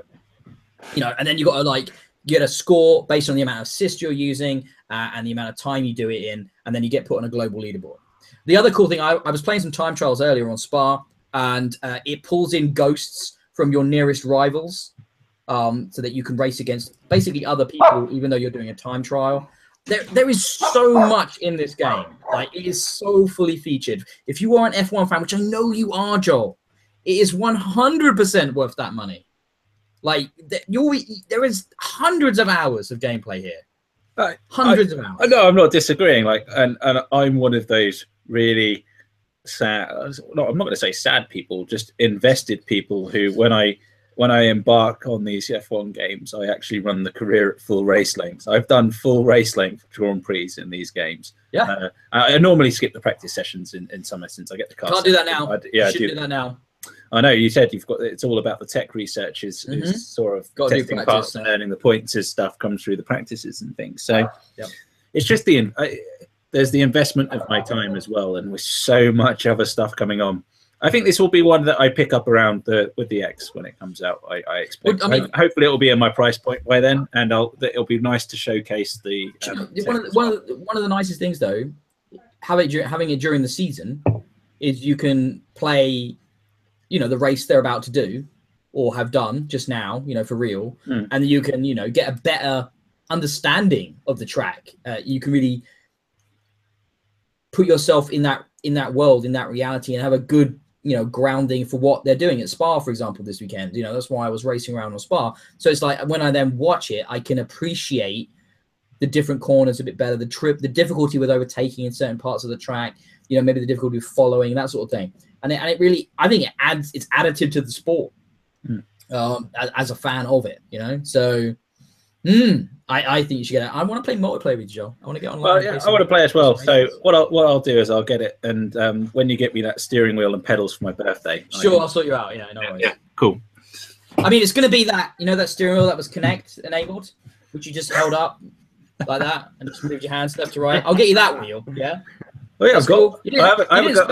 I haven't got that one, but I think I've got a Wii one, which I could just sellotape the controller to, and it would probably work just as a fit. Feels good. Yeah. Feels real good. No, it doesn't. Okay, Richard. Now to wake you up again, get yourself off mute if you can. Welcome back. We'll stop talking about F1. Did you want to talk about because of F1? That was thrilling. It's just the wife's just come home. Hello, Sarah. Bye, Sarah. Okay. Masquerada. Oh God, I forgot to review that. Masquerada and some subtitle that I can't remember. Songs and Shadows or something. Shadows of the Fall things. Tales of Songs and Shadows or some shit like that. Memorable, huh? Yeah, stuck with you, Rich. Yeah, really. Yeah. Do you want to know about it? Kind of a little bit. I mean, all right. Look. I saw this game. I thought, man, that looks really pretty. I got in touch with the developer. I was like, hey, got any code? Love to review that. And then I didn't have the time. And I was like, hey, Rich, this looks really pretty. Why don't you give it a go? And I'll give you that. It does look pretty. Looks nice. And I said when I took it off you, didn't I, that it's not normally my sort of game. You did. Anyone that is offended by how much I disliked this game, bear that in mind. It really isn't the sort of thing I enjoy. You might like it. I didn't. But this is a sort of turn-based strategy RPG. It's got sort of cel-shaded, cartoony graphics and an isometric viewpoint, and it looks really nice. I think the idea of the game, although it's massively oversold in incredibly detailed, far beyond what it needs to be narrative, the story is about people that wear masks. and the masks give you special powers. And if you die with a mask on, then the mask disappears. So there's some sort of mystery about where these masks come from, why they disappear when you die, and power struggles in the city about different classes that control these masks and other insurgents that want to control them. So that's the setup. But in practice, what you do is you walk around an isometric viewpoint land, sort of town thing. You talk to people when you're told to talk to them by a sort of glowing indicator on the floor. You walk to that point, you press A, words happen. You walk to another point, you go to another part of the map, and then same again. You talk to people, words come out. And I'm sorry, Richard. You're like boiling down every text-based RPG ever into like you go somewhere, words happen. Basically, what you're trying to tell me is that these words, they did not grab you. Fair? Right. Well, exactly. Fair? I'm boiling it down to its component parts because it has no artifice of any sort of creativity or no buy-in. I couldn't buy into this in any sense. So the story is sort of sold to you through interactions that really are as what's the best way to describe it? It's like an encyclopedia. You imagine that when they're developing this game, they've got some encyclopedia of terms or something, right? So these are all the characters. These are all the different races, clans, classes, competing factions within the city. And all of this is drawn up in a codex in the game. That codex is dished out across the game by you picking up things off the map in these glowing indicators that I talked about, right? Mm. But it's also really the core, and not just the core, it's almost all there is to the narrative interactions you have with characters as well. They aren't characters. They're tourist information booths telling you what this game is about. It's so boring. Everything is just expositional dialogue. Everything's exposition. Everything everyone says is in massively indecipherable bullshit language that you have to look up in the codex to understand what they're talking about. It feels like homework. It's horrid. And it's not the sort of codex you get in Mass Effect or something where you get on board with the characters. Some of them are funny. They sing silly songs. Great. You're interested in them. And if you want to hear more about the Krogan race, whatever, you read up on about it. But you don't have to. You can just see someone. You can just see the characters doing what they do, and that's interesting in itself. There's none of that in this. It's just them telling you about what the world is, how much work they've put into building it. There's no emotion at all behind it. It's a wall of text. It's tricky, isn't it? Because I did a review for a game. Do you remember when I talked about Torment's Tide of Numenera? Yeah. A few months ago. And that's kind of like what you're describing. That it's a dense, unique world that's alien to you, and that you only understand through the exposition you're getting in the world and the items and the interactions you're having. I think the difference there was that Torment Tides of Numenera really grabbed me with its unique weirdness, and it's like I wanted to find out about it. Whereas it sounds to me like the big difference here with Masquerada is that it had the exact opposite effect on you. It's like you didn't give a shit about the bullshit they created for this world. And it might just be me. It might just be. I mean, yeah, sure, but look, you don't have to keep saying that, because you can only review a game from your point of view. All right, so that's fine. That's fine. Okay. Don't worry. Yeah, I guess so. It's just when it's out of your comfort zone and you think, well, this appeals to somebody, but it's not my thing. You don't want to tread on toes so hard when it's something you're familiar, as opposed to something that you're familiar with. I know my ground if it's a platform shooter or something. Sure. This, not so much. But I can't understand why anyone would like this. I mean, it's not just not the narrative stuff alone, the gameplay as well. It's turn-based, sure. It does have allusions towards real-time combat. I mean, in practice, You can just run around and stand next to an enemy and press a button and you'll attack stuff. You can switch between that and a sort of pause mode where you'll chain up attacks and sequence them. But either one just feels like there's no impact whatsoever.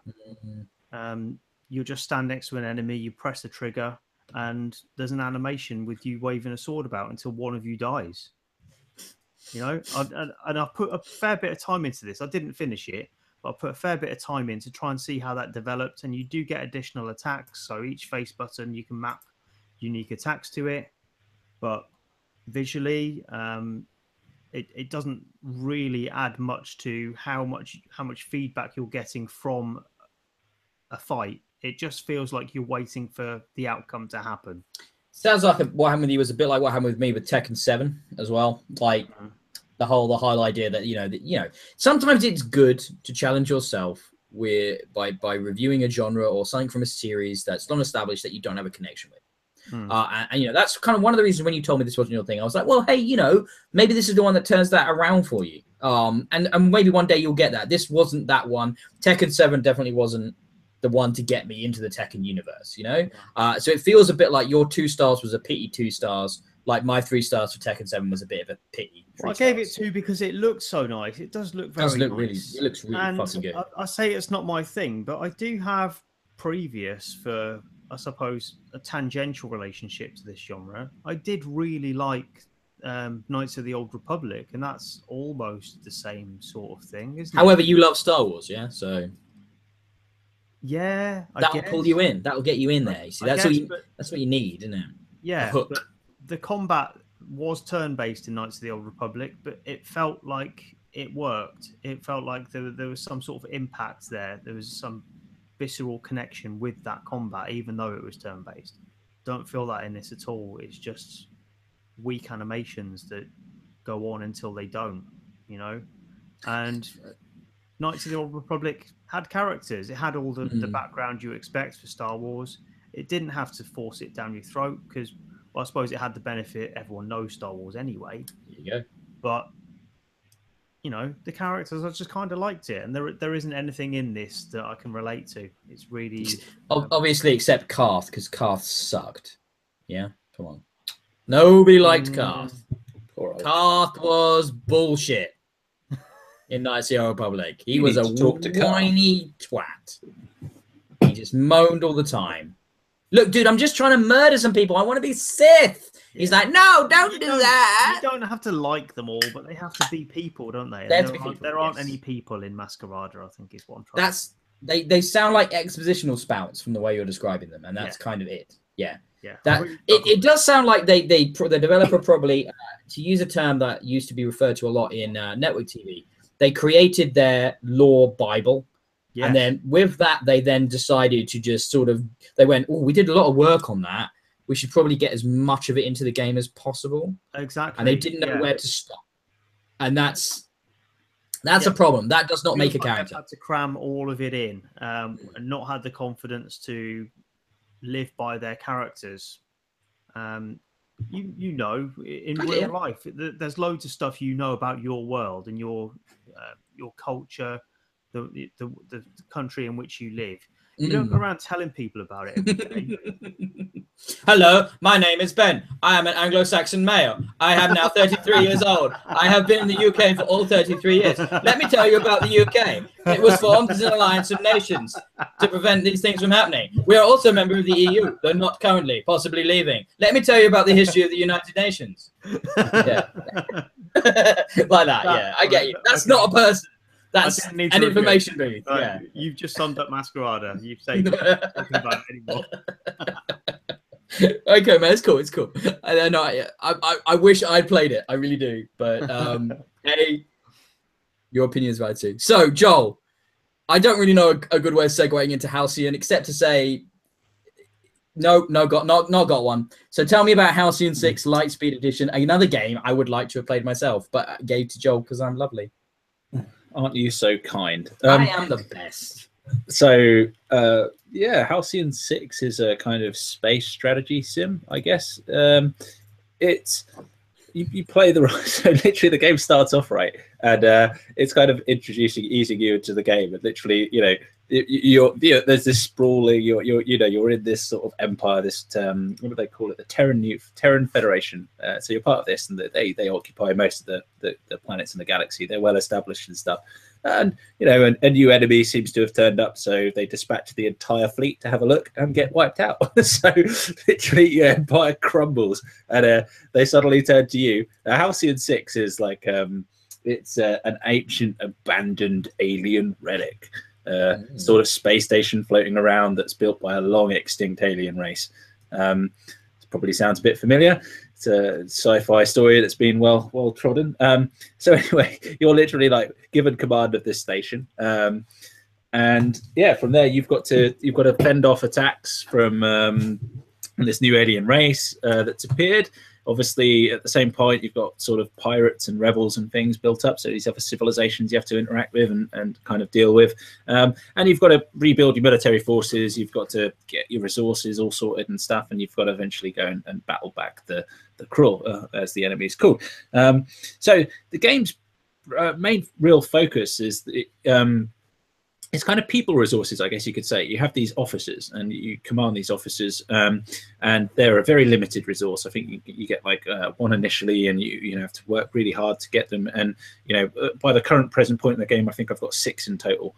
And these officer characters, you can give them, you know, they can come from a tactical background where they're sort of focused on combat, or you can get a scientific one where they're really good for research and sort of, you know, research projects, helping expand bases and sort of improve resource gathering and stuff. Or they can come from a kind of engineering background where they're really good at building and fixing things. So, and yeah, you've got to, there's lots of stuff you can do in the game. You can build ships. You need to give a ship a commanding officer. So you have to choose one of your officers from your pool to go and command a ship. But at the same time, you've got this abandoned relic of a station, Halcyon 6, which every bloody species in the universe wants to get their teeth into and ownership of. But this station, you need to, you know, you've occupied its core per se, but there are all these sort of empty, abandoned rooms that spread out from there. So you need to send people to kind of investigate and clear out these rooms. So you can build new rooms, you can research new rooms, you can build new power reactors, you can build new ship hangars, so you can upgrade ships, you can build repair bays and you know, crew quarters and this kind of stuff. And then you've got, so you send your ships out to other planets. Then these planets need, you know, there's tasks that need to be done on some of these planets. You come across an old abandoned outpost, it's a mining facility, it's still functional, there's just no one there. So you need to, can you rebuild and get a crew down there? You have to assign your officers to these tasks. So your officers are this limited resource you really have to use sensibly, because, you know, to progress in the game, you've got to complete these tasks, and they're the way that they advance missions and stuff.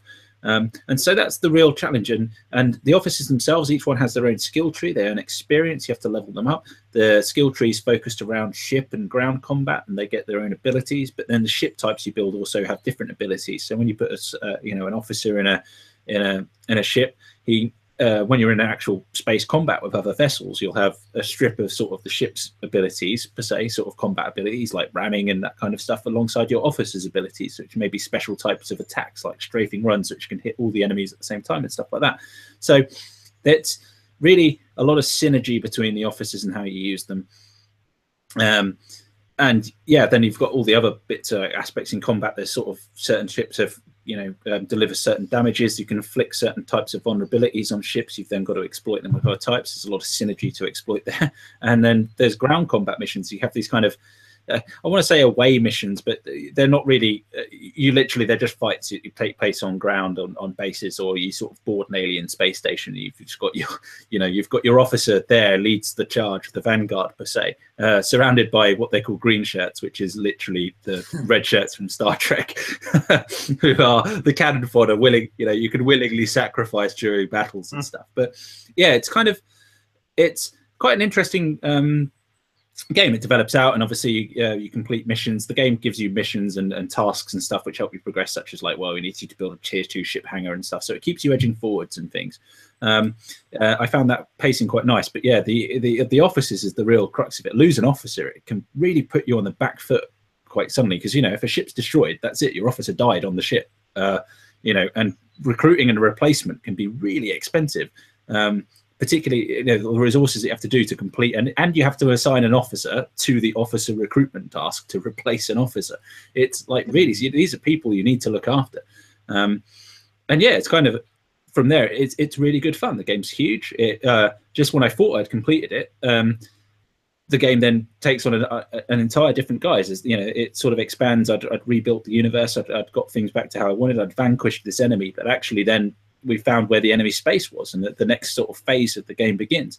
So yeah, I'm really, really enjoying it. I think it's got good replayability value. It's really reminiscent, I guess, it's kind of like a mashup, I guess, between Civilization, Masters of Orion, if anyone's ever played that, and FTL. It's got kind of, it's been definitely inspired by those games. Why did I fucking give you this game? You just ticked 3 of my favorite game boxes. It looks awesome. The pixel art in the game is really fantastic. The way during combat, like the enemies, as you steadily wear them down. You can remember Doom Guy's little face used to have in a status bar. As he sort of damage just goes through those different phases of more blood and his face getting more mangled and stuff.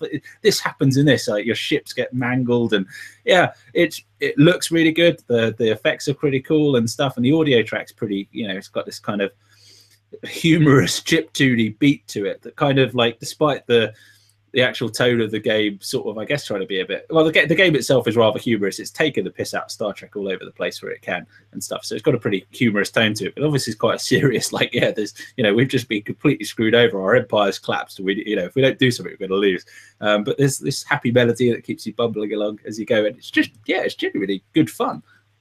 So yeah, I've written the review about twice so far, because I wrote the first time and then I've gone back through and I'm editing, so hopefully I'll have it actually up on the site by the end of this bank holiday weekend. But yeah, it's for £10, this is really good value for money, I think, for what you get. Considering the systems you've just told me and the games it's reminiscent of, and then the story sounds a lot like one of my favorite series of military SF books called The Lost Fleet as well, like the idea that they all got destroyed and they have to, like, go home and then rebuild and then push out again and stuff like that. So it's very, very reminiscent of a series of books I love. Jack Campbell is the author, just to give credit where it's due. Yeah, I'm gonna have to go buy that. Yeah, so the actual it's like the Lightspeed edition is literally, since its release, it was originally a Kickstarter project. It went into Steam Greenlight. And it's been going through several iterations, lots of improvements, lots of new content added, and the Lightspeed edition is literally the sort of comprehensive release now for the game. So it's only a tenner, bargain, I reckon, for all you get. Definitely worth a shout. Sounds really, really good. Definitely my kind of jam. Especially, it's the kind of game you want, a PC game for PC gamers. I dig that, like those kind of games. Richard, for this will be the only time I ask you about this game, for I feel I have sent you more shit to review. Knock knock. Since I had anything off the once again, I saw this game and went, "Oh, that looks cool. A little horror game, a little bit indie." Richard loves those sort of shit. He's gonna love this. It's gonna be great. So I sent it to you, and I feel bad because I believe you. I don't think you send me things I will hate on purpose. But Knock Knock, it's not a joke, although it kind of is. No. I'm playing Knock Knock at the moment. And it's ostensibly a horror game. That's what you told me it was. That's what I thought it was. Yeah. It turns out it's more like Rayman sort of animation in a dark house. And in this house, lights turn off. And you have to hold the A button for about 15 seconds. And then the light will come back on. All right, fine. Turn the light on. And then you go to the next room and turn the light on there as well. So it turns out you've got to turn lights on. Wow. Also, that's not it, all right? All right, okay. There's doors between these rooms. Yeah. And some of those doors are locked. Shit. Now, you go to one of those doors and hold A for about 15 seconds. The door opens. So, which is great because then you can get to the next light and turn that on again. So let me get this right. The main interaction in this game is pushing and holding a button for 15 seconds to either open a door or turn on a light. Yeah. What happens if you don't do that? If you don't do that, what happens is you stay in the game forever, because there's this mechanic where the more light you have, the easier it is for time to pass. And once you get to morning, then you're done. That's you good. And you can go into the next day and kind of do it again. And your house has changed shape, and it's kind of got this roguelike element to it where all the rooms are in a different order. There's different stuff in them.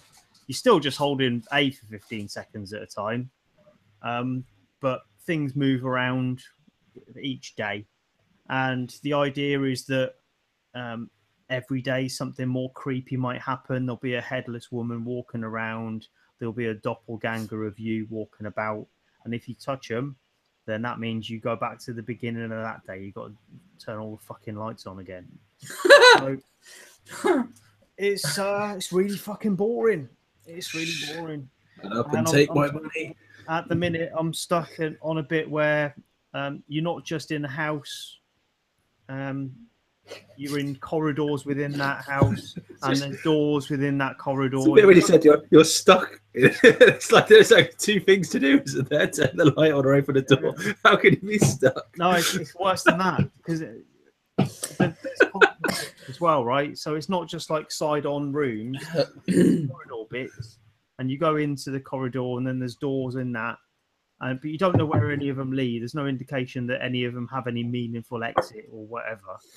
The bit I'm on at the minute, if I go through any door that is closed, it takes me to another corridor with closed doors.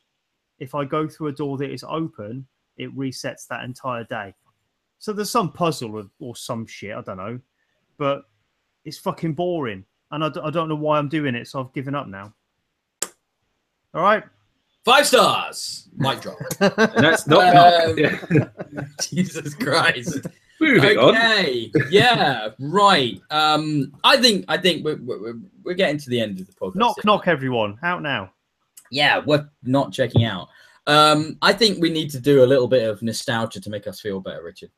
Yeah. Because like you, I picked up Sonic Mania on the Nintendo Switch. Oh, and, beautiful.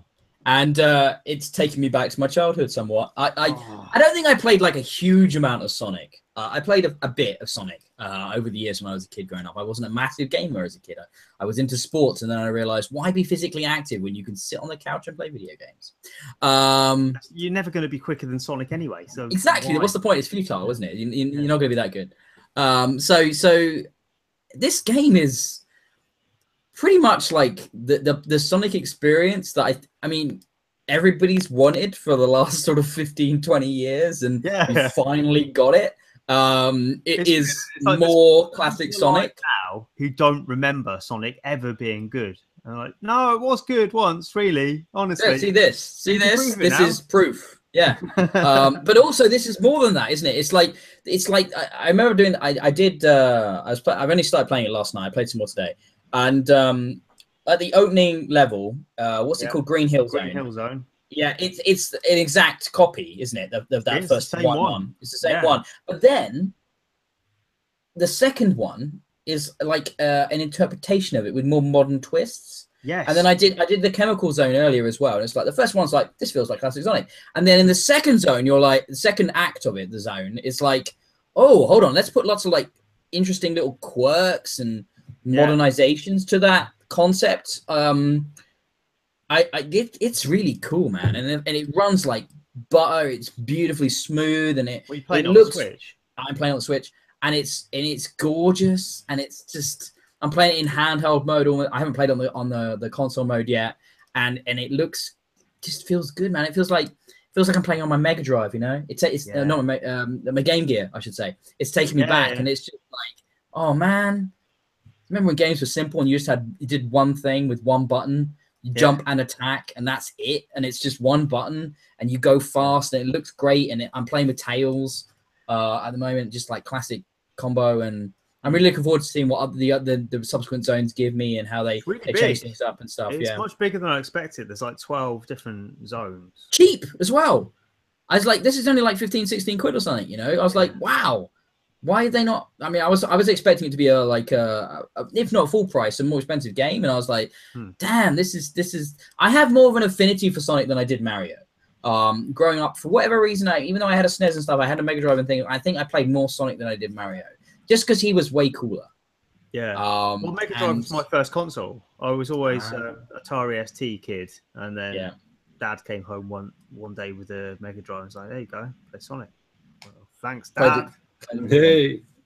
So, and the fact it's so weird, right? You want to know a bit of a trivia, Richard? This was the 100th game to be released on the Nintendo Switch. Sonic. Yeah, that's weird. Yeah, that's weird. Yeah, it feels. Yeah, it's weird. It does. Kind of cool, but weird. Playing a really good Sonic game on a Nintendo platform. It does. I'm betraying someone, aren't I? I'm sticking the knife in the back and twisting it, and I feel a little bit guilty. However, when it plays, it's great. I mean, I think it's the first Sonic game in a while that's not a betrayal. To be honest, I've got a question for you, Richard. As an achievement whore, back in the day, how'd you get over that slight pang of regret when you buy something on the Switch and you don't buy it on the Xbox, and it's like, I don't get any achievements? Did you worry about that too? I did. Yeah, I want some achievements, but handheld. Well, look, it's Sonic, you know. Yeah, you wanted the Switch is winning me over because of the handheld thing. That's what it is. For me. And I thought, well, if what I'm going for here is to relive past glories of Sonic, if this is what we've been promised for the last 10, 15 years, Sonic backs to his roots, not really fussed about achievements. I just want a good Sonic game. Yeah. And the Switch is definitely the platform to play it on, because like you said, you mentioned Game Gear there. I used to play a shit ton of Sonic on Game Gear. Doing time trials on Green Hill at one over and over and over. Another reason Adam should be on this show, because I did it around his nan's house all the time. Good times. And just to be able to do that again on the Switch, it just feels so awesome. I love Sonic Mania. It does. There's something a little bit untangible there. Are they good unlockables? Like, there's a bunch of question marks and the extras for me and stuff. It seems like you've got to do quite a lot to unlock them, because I have finished the game. Oh, right. I haven't yet done it with all the Chaos Emeralds, and you've got those, the checkpoint posts throughout each act. Yes. If you hit one of those with 25 rings or more, then you go into a bonus stage. And completing those bonus stages awards you a little Sonic coin, either bronze or gold, depending on whether you get all. Well, let me point out, I haven't done any of them yet, because it turns out I really suck at Sonic. However, I'm still enjoying myself. Yeah, it's really tough. So I'm not sure whether I will be able to get those unlockables. So I'm not sure what they are yet. But the main game. I mean, I'm pretty sure we could both just Google it right now and find out. But there's something about it that makes me not want to do that. It's just like, I couldn't have done that 20 years ago, so why should I do that now? I kind of just want to discover it. It's a pretty pure gaming experience, and there's a real joy to it. Joel, do you not have the Sonic affinity, sir? I had a Game Gear when I was a kid. In fact, it was it was the portable console I probably played the most. My Game Gear. I used to love that when I was a child. Sonic. I do really like. I do like Sonic, but I'm not actually really interested in Sonic Mania. I went into your own little world of childhood. I did. I was transported back to me as a 7-year-old with my Game Gear, dragging my mum to Toys R Us to try and persuade her to buy me something else for it. Columns, anybody? Oh yeah. There we go. Just destroying batteries. Destroying. Did you guys have the TV tuner? I had the external battery pack, power pack for it. That gave you, I can't even remember, like an extra hour or two or something. 20 seconds. That color screen, all the different. Why aren't you bothered about Sonic Mania? What you were going to say then? Why is it not interesting? I don't know. I watched a couple of videos. I've still got a Mega Drive. I've still got the Sonic games. I've played them to death, and I just if I still had it, maybe I wouldn't. Like if I still had those consoles and those games, like I wish I'd hoarded like you had. But I've always been a trading person, like where I've always used them as currency to move up the generation. So I've kept very little from my childhood gaming. I regret that immensely. I really wish I'd been smarter about that, but.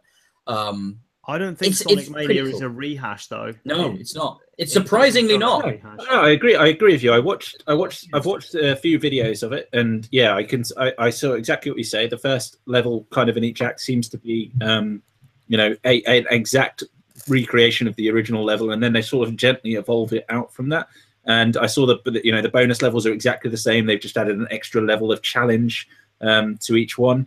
that allows you to get this extra coin and stuff. And yeah, I just don't know. I just watched it and I was just like, oh yeah, I remember that. But I didn't watch it with a sort of thoughts of like, I need to go back and I need to get that game. I want to go back and play it immediately, kind of thing.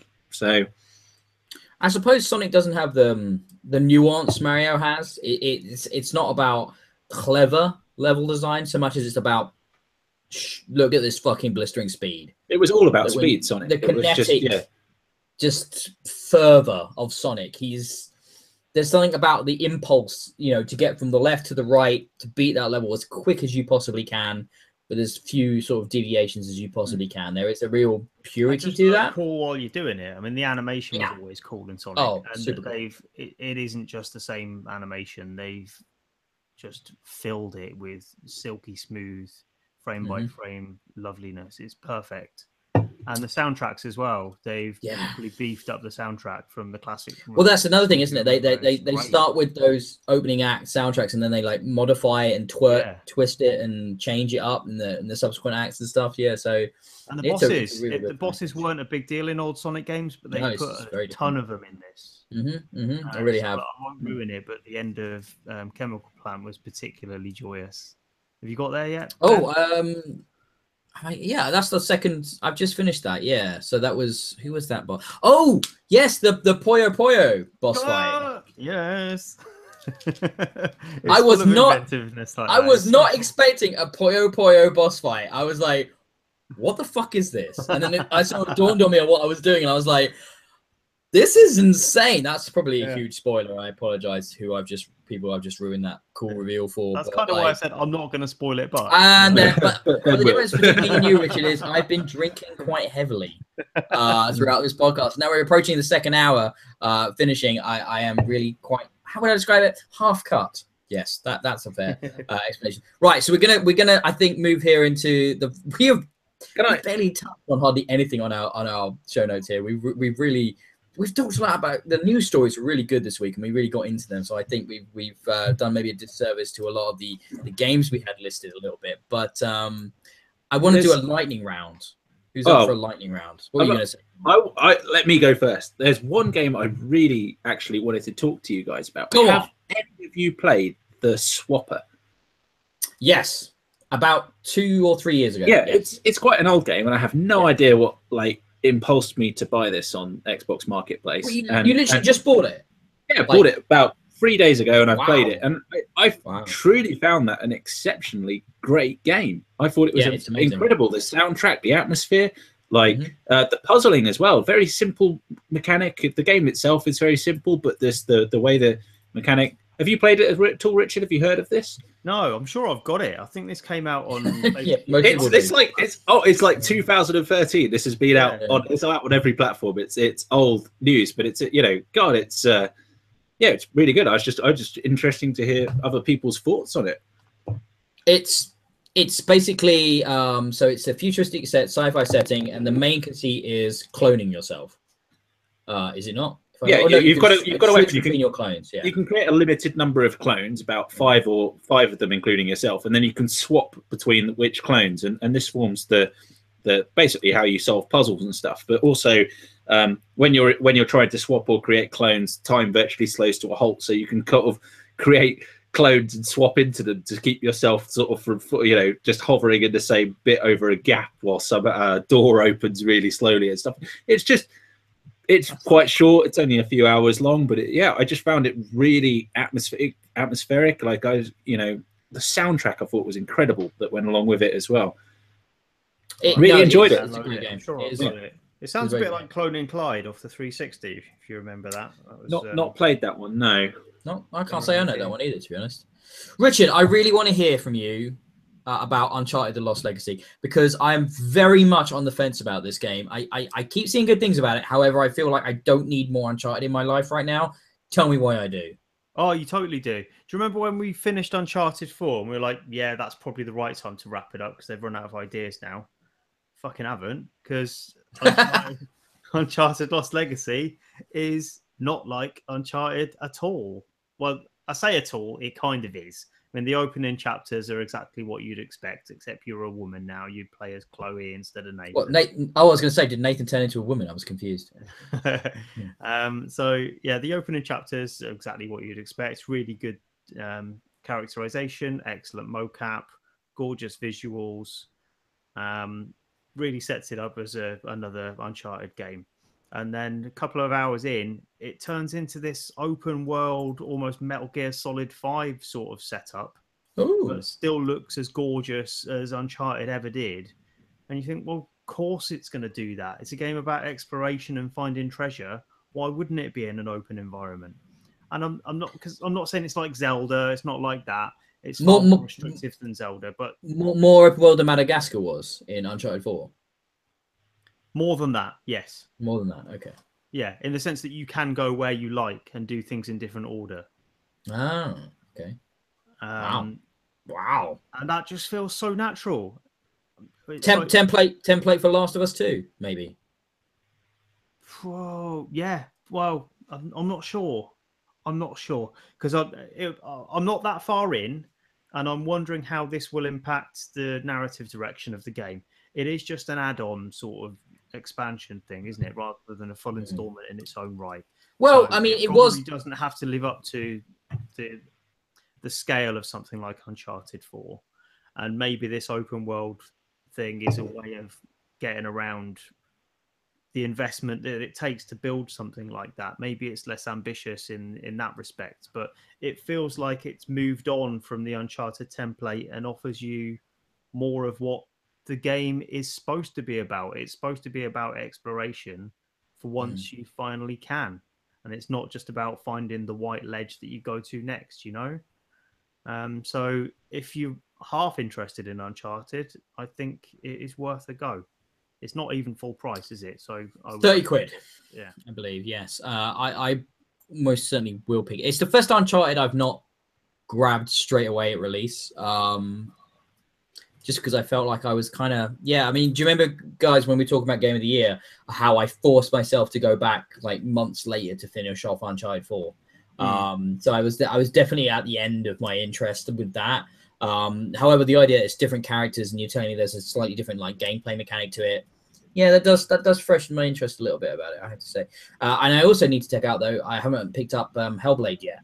I need to do that as well. Yep, I'm on that event as well. I need to buy it. Raving about that last time, a couple of weeks ago, so I definitely need to give that a go as well. And I like this. I would say go for Hellblade first. Oh, really? Interesting. Okay, and I love this. Only because it's newer, isn't it? I mean, Uncharted, yeah, it does add fresh things, but it's still Uncharted. So, I mean, I think it's I think it's cool that these sort of smaller experiences at £30 on PlayStation. I'm digging this, this price point, and but yet the AAA production value is there as well. That's really cool. I think we'll just me and Richard here. We've got a couple of little bits, but we both, I think, capitalized on the Season Pass DLC sale that happened on Xbox in the last couple of weeks. I picked up the Season Pass for Ghost Recon Wildlands, and I picked it up for the Battlefield 1. And I want to mention Battlefield 1 predominantly because I got the premium pass for that, and holy god damn, that game is amazingly good. Like the new content they put in with They Shall Not Pass, and we've got the Name of the Tsar still to come, and still 2 more big DLC drops after that. And they've just brought out this Battlefield, I think it's called Battlefield 1 Revolution or something like that. That's the game and the premium pass, all for the price of like a full price game. And that came out at the back of Gamescom. And that I think would be amazing value if you hadn't already invested in Battlefield 1. I will remind people I gave this, I think, 5 stars last year. Battlefield 1 is a fantastically good game. And the DLC stuff they offer is brilliant. The new maps are amazing. It still looks stunning. The 3 of us need to play it. We still haven't achieved that, guys. We need to get on together and play some Battlefield. Especially with 2 of us having premium. I know. I could leech off either of you now. That's you really could. Really need to try that out. Yeah, I love that game. I played it so much at launch. I just haven't. But I remember talking about a game a year, and you didn't even realize there was 32 on 32 fucking multiplayer. Yeah, no, we. Hold my hands up. Hold my hands up. You'd only done operations, and I'm like, no, mate.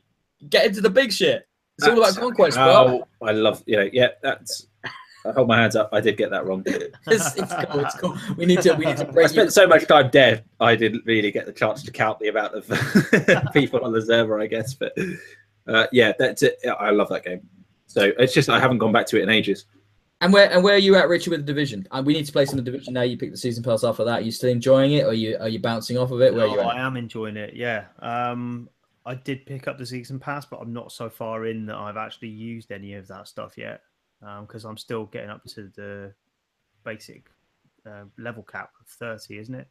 23 I'm at, and I was at 13 when I started it. I have to get in the season pass last week, so you might eventually join my very high gear score and being able to actually play with me. Getting close. I don't think it will take too long for me to get that last 7 levels done, and then I can get properly into it. Because Division's another one that's getting a proper 4K upgrade for the X. Really? Holy! I didn't see that. That will look fucking mind-blowing on a 4K TV. I know it will. Holy Christ, that'll look good. So long-term investment. This one, I think it's around for the long term. So well, no, I suspect we'll have the Division 2 end of next year, but if you say so, boss. Yeah, off the back of you picking up the season pass, I downloaded it again after removing it from my console a few months ago, and I logged in and opened a whole shit ton of crates. I had loads of, for whatever reason, maybe because I'm a long-term player or whatever, but I had a massive amount of their like unlockable crates that they've just brought in with this new patch. And I got like weird colored backpacks and gun skins and things. Yes. Sure, why not? Everybody loves premium crates. Good. Yeah, I like them. Yeah, they do look good. Yeah, there's some nice cosmetic stuff in there now.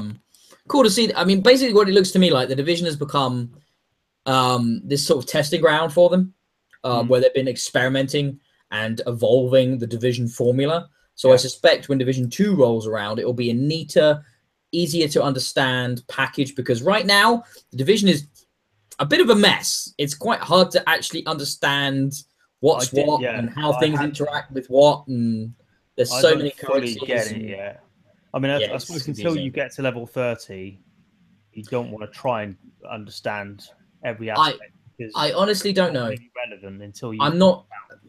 I'm not sure it's made very clear how, even when you get there, because there's so much of it's been added post the sort of the systems that they're not really in place to tutorialize it, I don't believe, but no, we will see. We'll have to play some of that as well. Joel, did you not ever get in on the Division? No, I've got it. I've got the season pass and things. I just couldn't get into. I completed the entire game. I hit level 30. I tried some of the raids. The raids just weren't fun.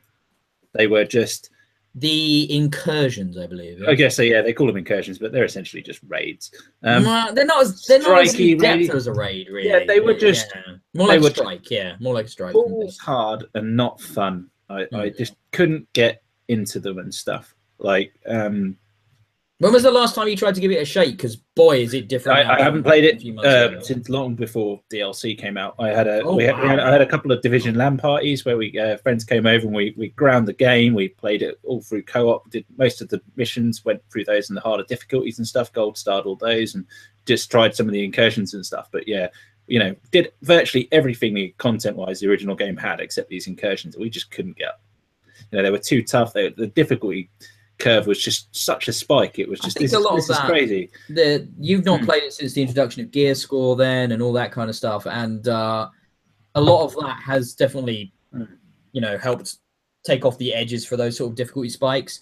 It's definitely more approachable, a lot of the end game stuff now. I think again, because it's a Division is 3-man squads, 4-man squads. I think we played it 4-player. Yeah. And then there was the Underground DLC and the Survival DLC, which are both pretty good. Survival especially is really good. It's like puts a whole new spin on the way you play it, which is pretty good fun. You can play that PvE or PvP. Division is I think one of the coolest things that's come out, but I can't wait for the sequel. That's have they formally announced that now? I can't remember. Nope. It's inevitable though, but no. Yeah, I'm sure it is. It's gotta happen. I reckon it'll be Assassin's Creed Division. Is my theory how they're going to play that EU. So and a little bit of sprinkling of Far Cry as well. Why not? Because they all have the same kind of template. How much I like it, because I really was turned off by it at launch. So I'm late to it, but I'm enjoying it at the moment. I mean, I went back to Ghost Recon Wildlands and Homefront: The Revolution, but maybe I'll save that for another time. Because yeah, Ghost Recon's still good, not great, still good, and Homefront is a game. But at that, we will wrap up Bxb'S Bits and Bobs episode 30, because we've actually run a little over 2 hours now. And I think that's time to bring this puppy to a close. This has been a really good episode, guys. I've really enjoyed it. I really enjoyed hanging out with you this week and talking through all the news and all the games we've been playing. It's been fabulous. Ben, I love you too. I love you guys. Let's get the love in. I've had a few drinks. I'm feeling friendly. It's just like a night down the pub, isn't it? Well, you know, when we have a night down the pub, Joel, I always get the candles. I try and make it as romantic as possible. It was very romantic. You even had bread and stuff. That's good. So you can find me at DIYE on Twitter. You can find Richard at Colonel Red on Twitter. You can find Joel at he doesn't have a social media profile on Twitter. I've got a low profile. That's what I've got. It's probably for the best.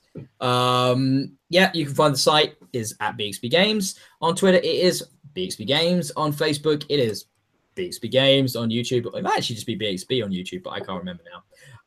Please find us on iTunes, rate, review, do all that. It helps with our exposure, helps with us to continue bringing this fun, crazy, anarchic content that we love creating for you guys so much. And yeah, check out all the video reviews, all the written reviews. Check out the reviews by the other contributors, though they are few and far between right now. But, you know, they're popping up occasionally. And yeah, that's kind of the show.